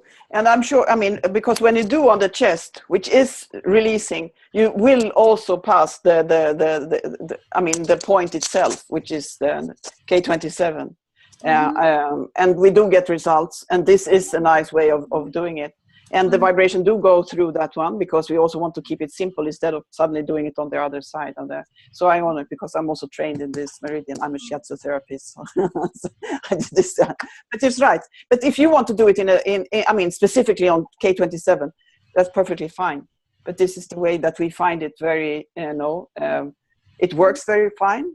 And it seems to give a good relief by clapping, and because it's also the oxytocin area of the chest. So it has different. That's exactly like with the thing Johan was saying. It is perhaps that gives something else, but it all comes together. And when you do it the way that we do it, yeah, we see tremendous results. So we stick to that. But when you look at our material, you will see that the point is there. If you look, I mean, like the one that Ulf was showing before, it is the point itself. Mm-hmm. Yeah, I could, in short, Gwyneth and Johan, is Johan still there? Yep. Yeah, okay. So in short, I mean, if you want to look at, just get an outline, brief outline of explanation models. One explanation model for tapping is that it's energy meridians that are stimulated where certain points in the meridians coincide with organs in the body or parts of the emotional system. And that's the meridian explanation model. So we don't go against any of these. We say all of them are probably relevant at the same time and in different variations. There is no, as to my knowledge, there is no research that excludes either of these models from being functional. So the second one is you're influencing brain centers. So this is Dr. Rudin's research. He spent 14 to 16 years researching tapping to find a neurological model underlying it. And what he found was that when you relax the body by touch, so he focused on touch and not touch on specific points, but just what touch of the body will generate most electrical impulses in the brain that trigger the relaxation response, and that will activate what is the delta wave of relaxation, which in its turn can depotentiate memory emotion connections in the amygdala. And that's where the science of touch comes in. So he found that it would be efficient to stroke as opposed to tap. And not saying that's better or worse, just that if you look at the science of touch and go with that hypothesis, touching the face actually overloads the brain with a lot more information that triggers the delta wave. And then you have memory reconsolidation interruption. If you bring in a memory into the system with an emotional component, the emotional component will upset the nervous system. And if you can, since a memory is reconsolidated every time it's brought up and restored, if you can calm the nervous system while the memory is active, as in any exposure therapy, then the memory will lessen its emotional impact. So any point you're touching in the body that is intervening with that, or any calming intervention will help reconsolidate the memory or interrupt the reconsolidation with a lesser emotional content. And then there's grounding and stress reduction. There's the theories that when you actually touch the body, you are actually reminding people they are in their body. So when you go into a flashbulb memory and you're traumatized, you're actually dissociating from yourself. So if you're actually tapping on every single part of your body, or somebody's doing it, you're being reminded and grounded into your body and refocused into your physical state, which is the opposite of a traumatic reaction. And then there's the theories of Lee and Sung et al., who talk about how bilateral stimulation can actually reduce stress. So what we're doing in both havening and tapping is we are stimulating bilaterally the hemispheres of the brain, and whatever will do that the most will stimulate as it's going. And then there's the sixth hypothesis, which is the one of caring touch, which there's been a lot of research about also. So being cared for by a person who is grounded, calm, and coherent with a non-invasive touch can actually be extremely calming. So those are at least 6 possible perspectives on that. Thank you very much for this outline. Great. You're welcome.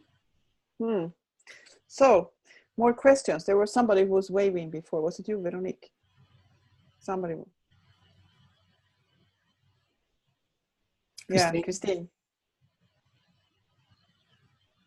So just to be clear, so do you have someone do it for the 2 rounds, or do you have them do it until they feel better? Like, does it matter? Like in EFT, you're supposed to keep going until their like subjective unit of distress decreases. So is it the same here, or just do the 2 rounds? It's the same. I mean, in a way, I mean, we say that the basic recipe is 2 rounds. So do at least 2 rounds. And then continue until calm. I mean, so if the person still says, I mean, when asking, do you want me to continue? I mean, do we want to? And yes, then just continue. So it's more like a basic recipe, and it all goes together with that metaphor of the washing and rinsing. It is, and because it continues, like when you have rinsed and you wring out, and then you hang out your clothes. You see that they're not clean. Then you will wash again. And then you will do the same procedures. And that's the same with this. It is like, you do it until the person feels comfortable. So that's what we always say, that agree first to continue until calm. And so that that you reach that point. But of course, it's always the person who is being treated, I mean, in the way that we think, because we mainly do it for somebody, who is the boss, who is the one to decide, let's continue.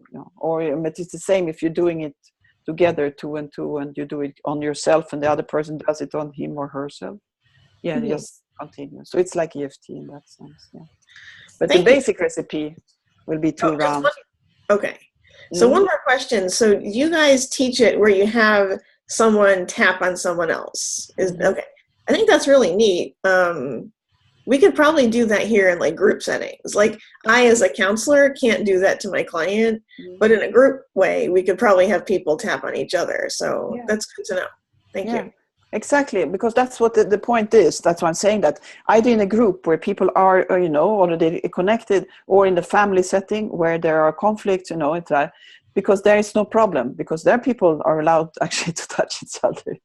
Still. Somebody else? Comment or question? Yes, I have a question about something that is being done on this side of the world, which is after the tapping session at the end, when you feel better, you use a technique to reprogram in a positive way. Do you use things like that? What do you think of that? Like, for example, what do you do? Tell me. Well, for example, one thing is to hold your, take a few deep breaths, and you hold your hands like this. I mean, crossed. Cross over. Cross over your feet the other way. And then you think or you say some kind of statement which is going to reprogram in a positive way what you've been tapping, which was negative, since it was something that you felt was a trauma. For example, let's say something very simple, I'm afraid of blah, blah, blah. So then thing would be, I'm perfectly capable of doing that. And something like that, for example. And several times. What do you think of that? We don't use affirmations for many reasons, because we usually work in group settings where people, if they would do affirmations, they would be speaking out loud about what it is they were treating. So it might not be, might not be appropriate. But also, we don't find it necessary. If you saw the music videos, usually after doing it, first we teach self-tapping. So everybody taps themselves and learns how to do that. Then we show them how to tap each other. And then we usually do, in a group setting, a tapping song. Now, a tapping song, if you saw the energy in them, I saw you all smiling, so you could tell the energy. I would say that is our positive reprogramming for it, because it's a community effort. Everybody's doing it together. There's music, there's high energy, there's often dancing as well. Yeah, and sometimes it does, I mean, evolve into a dancing session for everybody, or, I mean, so in that sense, I would say it's very dynamic. I mean, it's never one way or the other. It depends on, of course, on the group, and there in some places it's more dancing, and in others it's less.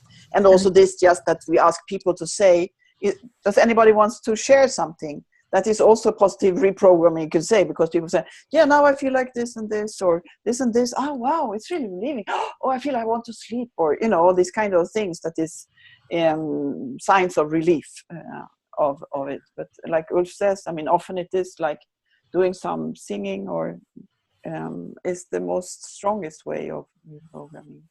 But we know all this, I mean, but we never did it really. I mean, we are doing actually now these resources for resilience. I'm supposed to film one of those. I think it's called Cross Crawl, is it? Is that the one? Yeah, anyway, with this one and the, yeah, I don't know. Because we are making an online support through this organization, ACEP. So we call it Resources for Resilience. So we have filmed a lot of these techniques. So it will be available for anybody. And we will give you the link also when it's finished, because we filmed when we were in Texas, all these different techniques that we're going to put into one website. I can say something also in response, Anne. When it comes to affirmations, they're a natural part when you do EFT, and no, they're not. No. This is a mistake people make about EFT. The words are not there to be affirmations. The words are there to tune in the emotion. Yeah. The adding an affirmation, I accept myself, whatever, that's optional. That's not part of how it works. I agree to that completely, but that's how it's taught. That's how we run into EFT most of the time. But it just makes, oh God, yeah, so wrong. What I was going to say earlier, and I agree completely. That is wrong, and I'll continue that after. But just continue for now.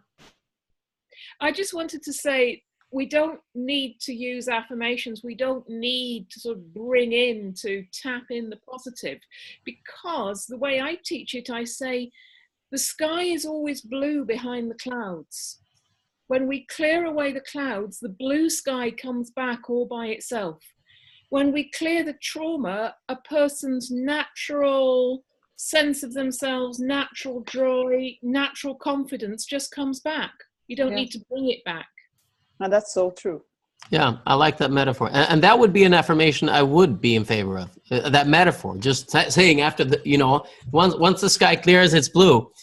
That I completely like. No, I agree, because it's taught that way so much. It's like people focus on the actual affirmation and bringing in positive. And I'm sensitive to that because I come from hypnotherapy, and words are powerful. And if a person who does not feel confident says, and now I feel confident, they are lying to themselves, and that can actually hurt them more than it will help them. There's a lot of really sloppy EFT teaching out there, because everybody likes to say, I feel so good. But as you say, if it's not good, it's not congruent. It's damaging and it's sloppy. And real skillful EFT it's very difficult to really get that across, in that we're using the words for a very specific purpose. It's not the words that do the work. The tapping does the work. The tapping is the engine of change. But the words are there to tune in. When you've got, big kind of fairly stable, ambulatory, neurotic Western people, their traumas can be quite suppressed, buried, hidden. We need to use words to find them. But when you've got people who are really traumatized, you don't need words to tune into them, because they can't tune out of them. The trauma, they can't hide from it. It's there. So you can just tap, and the tapping will clear it. Yeah. That's good. That was very well expressed, something that we were discussing the other day. Thank you. Yeah, I think that's an excellent explanation. I hope you can reach everybody teaching EFT with it, because I really agree, and I think it is. I don't know if I would call it sloppy, but a lot of people teaching it seem to think that is the actual. And I just want to say to Anne, I do like giving people a positive move and a positive forward touch, forward pacing, future pacing, all of that. I think it's relevant and I think it's good. It's just that I'm very careful with affirmations for the reasons stated. And if there is going to be any kind of affirmation, the simple way to make it for me is to say, I would like more of something. Instead of stating, I feel confident, you say, I would like to feel more confident, because that has a road and a direction to it, and it helps. Anybody can tune into that wherever they are. It will never push them down or feel like a lie, you know? So I would like to love myself more. I would like to feel more confident. I would like to feel more at ease in these situations. That's always going to be a relevant future pace. But I am it's actually, we even found research on this because we looked into it. So John Freedom at ACEP helped us. And it turns out that if you give a positive affirmation to people who are at a certain level of energy, that kind of more or less happy with themselves, a positive affirmation will help them. But if you give a positive affirmation that's not true to a person who is on a downward slope, it will actually push them downwards. It will make them more depressed. Yes, Gwyneth? I'd love to give you my blue skies metaphor to use. So I'd just like to give you the other half of it. Mm-hmm. The sky is always blue behind the clouds. You fly through the clouds, you go into the blue. So when you clear away the clouds, the blue sky comes back all by itself. Using positive affirmations is like putting a sheet of artificial blue underneath the clouds and pretending that is the sky. Yes, absolutely. Excuse me if I may continue on this metaphor of the sky. Yes. Since sometimes the sky is neither gray or completely blue, maybe positive affirmation which are congruent could be made stating, for example, oh, I'm grateful for this particular part of blue in my sky, which is not completely blue, but still a bit cloudy. But I'm grateful for this particular joy, or this that I didn't perceive before, something like this. That maybe the sky is not completely cleared, but you might have some cleared places. And my grandma used to say, if you have enough blue sky to make an underwear, then it's going to be nice weather tomorrow, and that maybe you want to take this little part of blue sky and to notice it with a positive affirmation. I don't know whether you get my point. I'm not a specialist of EFT, but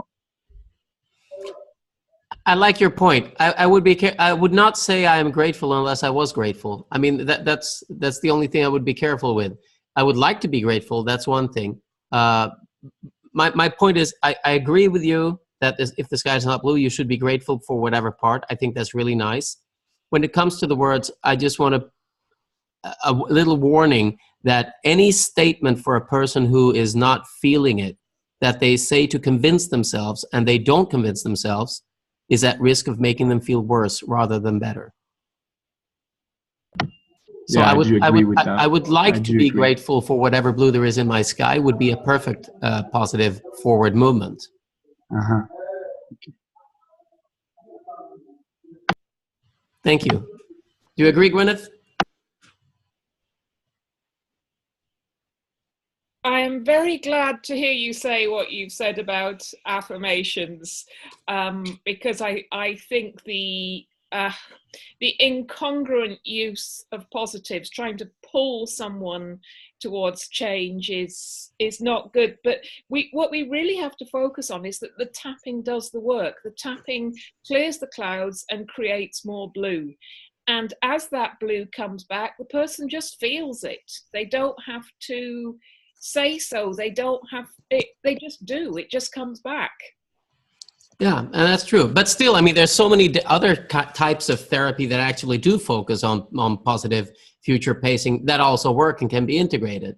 So, I mean, the tapping, if you're doing tapping, the tapping is doing the work. But you can absolutely, like I think Anne is thinking, you can absolutely integrate it into a future pacing or anything else. And once you've reached the goals, you know, that you would like to reach, or you're getting closer to, you will feel better day by day. I mean, there's so many ways of doing that.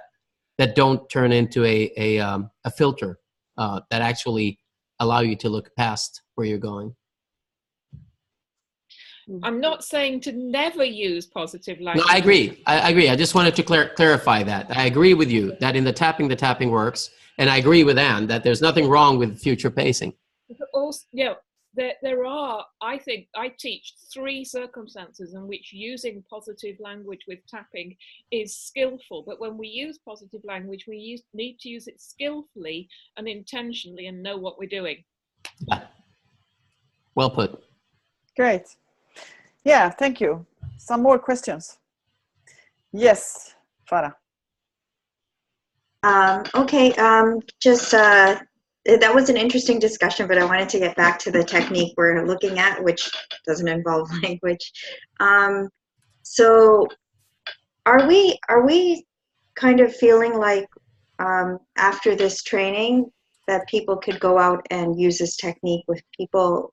Like, is that the intention here? Because I just want to understand that it'd be nice to maybe have the framework for a typical training. You've talked a little bit about it. Ulf was putting some good suggestions in, which I really appreciated. So, or maybe if there's an example of one that's been done, or do you think that it would be, there's a certification process, and I don't really understand how it fits together. So that's my first question. I have a couple of others, but that's one that's running through my head. Yeah. Well, we're not going to make it through everything on this first. I mean, there's usually 2 parts of this.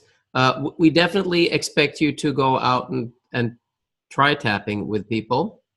We definitely expect you to look at the book that you've received as a PDF, where we do explain how that can be done. But and one way of actually doing a session with people, which doesn't require very much at all. Some people do it without even having done this training, is by showing the video that we're going to show you now that is made for doing training. So basically people just screen it and say, look, we're going to watch a video. It explains a little bit about stress and trauma, and all we have to do is follow it.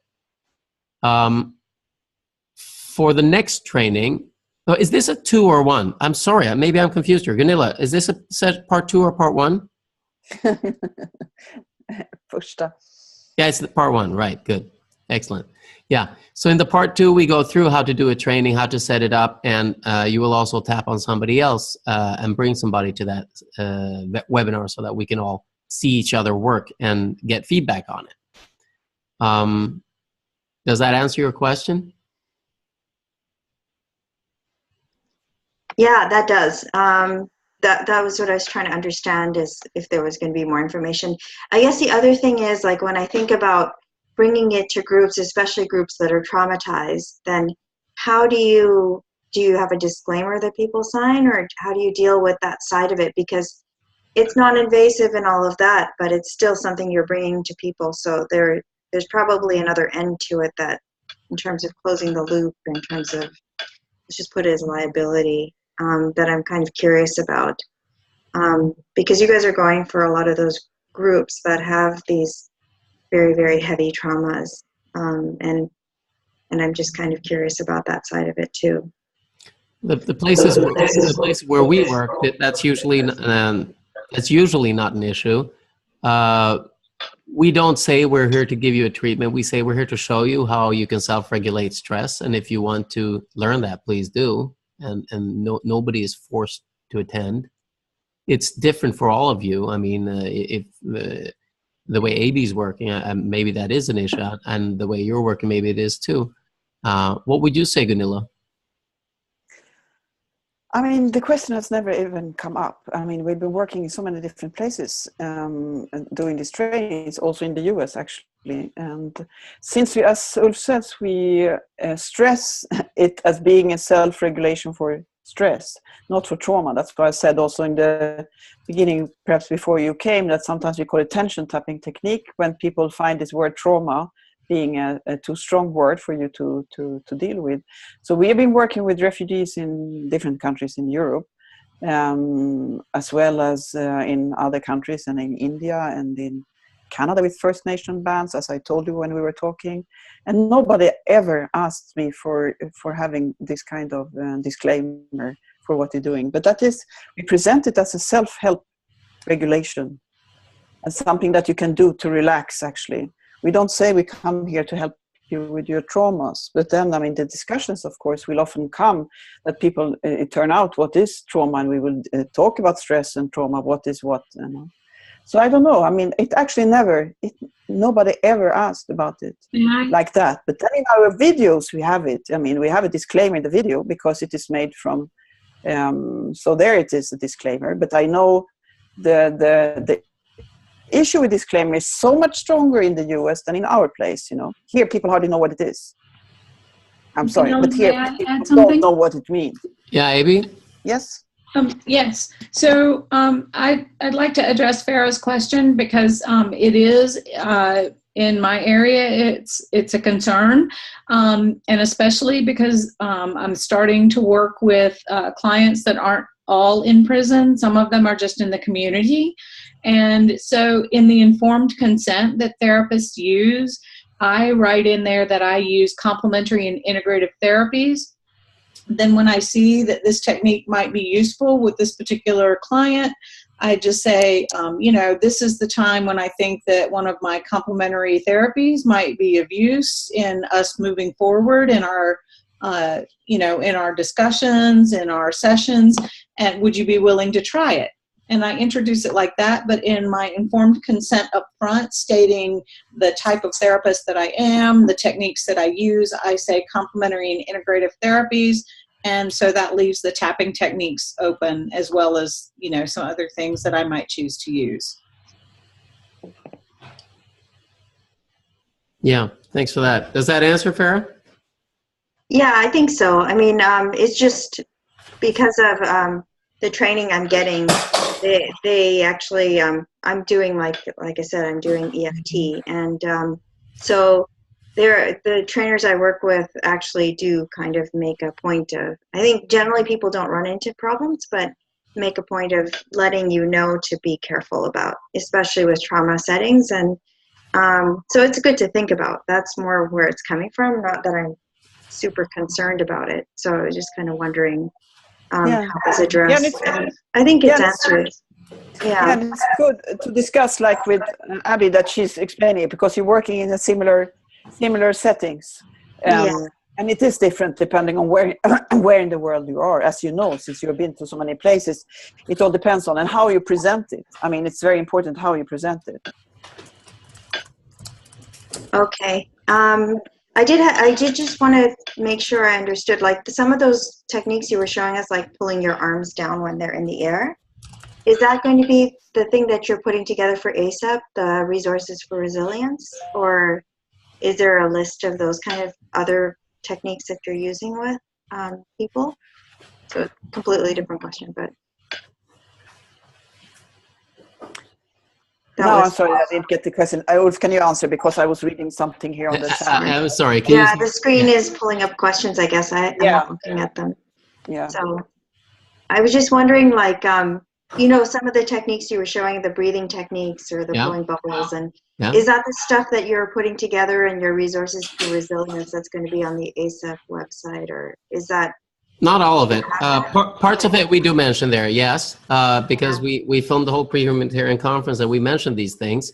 Part of it is mentioned in the book, and some of these techniques will also be on the Resources for Resilience. Okay. Yeah, many of them are actually in our book, and I think most of them actually, and so and not some videos, but they are all there, and we can go through them again. Okay, thanks. Good. Thank you. Good. So should we see if we can see Winky shortly? Yeah, see, I mean, let's try. So this is the cartoon we made during the period when we worked with a lot of refugees in Europe. So we realized we needed to do it, since a lot of our experiences are from Africa, we wanted to do a video that was not ethnically, specific. So then we were thinking of doing it with people from different parts of the world, and in the end we did it with a cartoon, and because a cartoon is everybody. So we call him Winky, or in Swedish we have this hen, which is not a man or not a woman, but the Winky is a figure, and it's not a man, it's not a woman, it is a figure. And this figure is helping us in this work. So let's try and see if we can see it, depending on the bandwidth. Yeah, and the question is also if we should see the general one or the no, refugee. Take the first one. Take the refugee one, because that's the one they're referring to. Okay. So here we go then.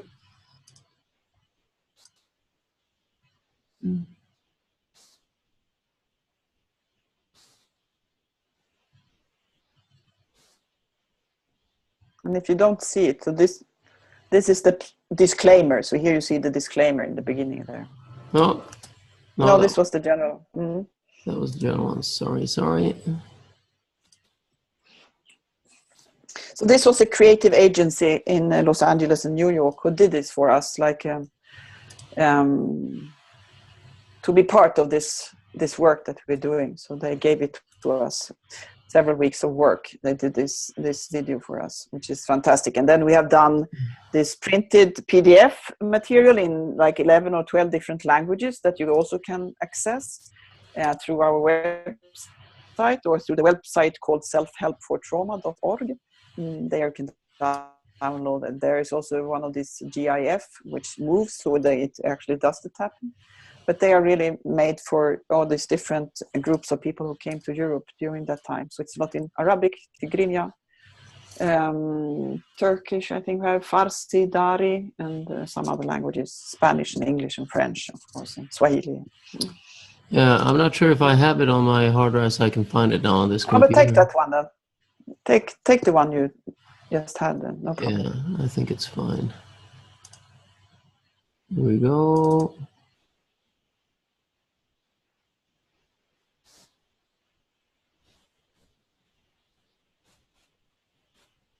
Well, you can keep talking because I need to prepare this. Okay.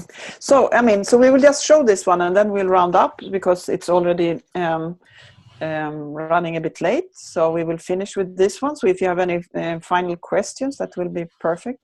And then we will have a... Okay. Yeah, you can continue. Go ahead. And then we have the second round of this webinar already on the 20th and the 27th, if I don't remember wrong, which is already in a week's time. And all the material is on our website. You can download most things. You can write us an email. We will reply as soon as we can. And so we try to work open source. And the certification process is described on our website. It's described in 6 cases that you have worked with tapping, and replying to some questions, and then signing the code of ethics. That's it. And it's all done online. Yes, let's go. Okay, so this is the movie, and usually people just show it to others or suddenly just send it to others, and people, we have several testimonials from people who have just watched it online, tried it out, and had quite remarkable relief. Yeah, and we are making also a smartphone application now with this.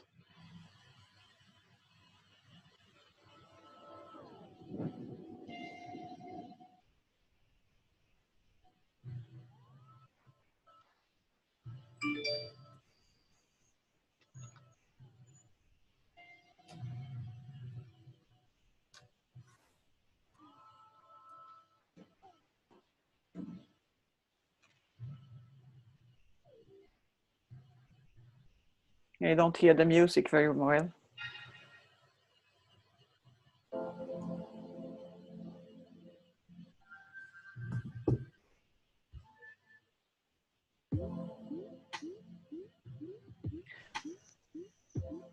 So when you look at this yourself, so you'll hear the music more, because it's actually, the music also is very part of the calming.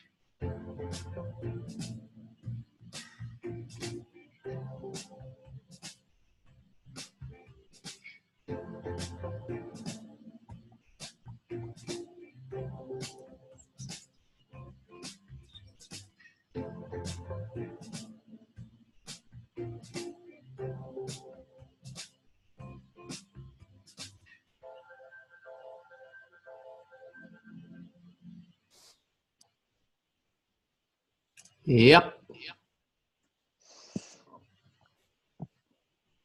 Yeah, so that was Winky. So there is also a version where it starts with some images from the migratory journey and others that you can see on that website that was mentioned in the end, selfhelpfortrauma.org. And there are also some other materials. There are some comments, also the comments from Bessel van der Kolk and David Feinstein and then Ronald Ruden and others. So it's a good, and that website was made mainly for refugees or people working with the refugees.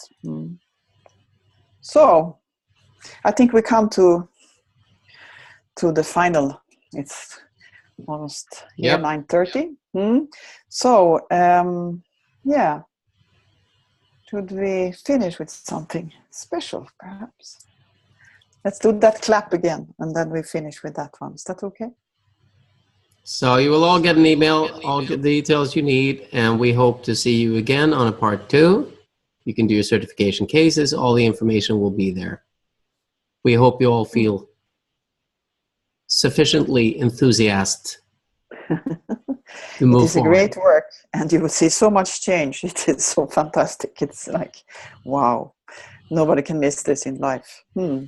So right. Let's do this clap together. 1, 2, 3.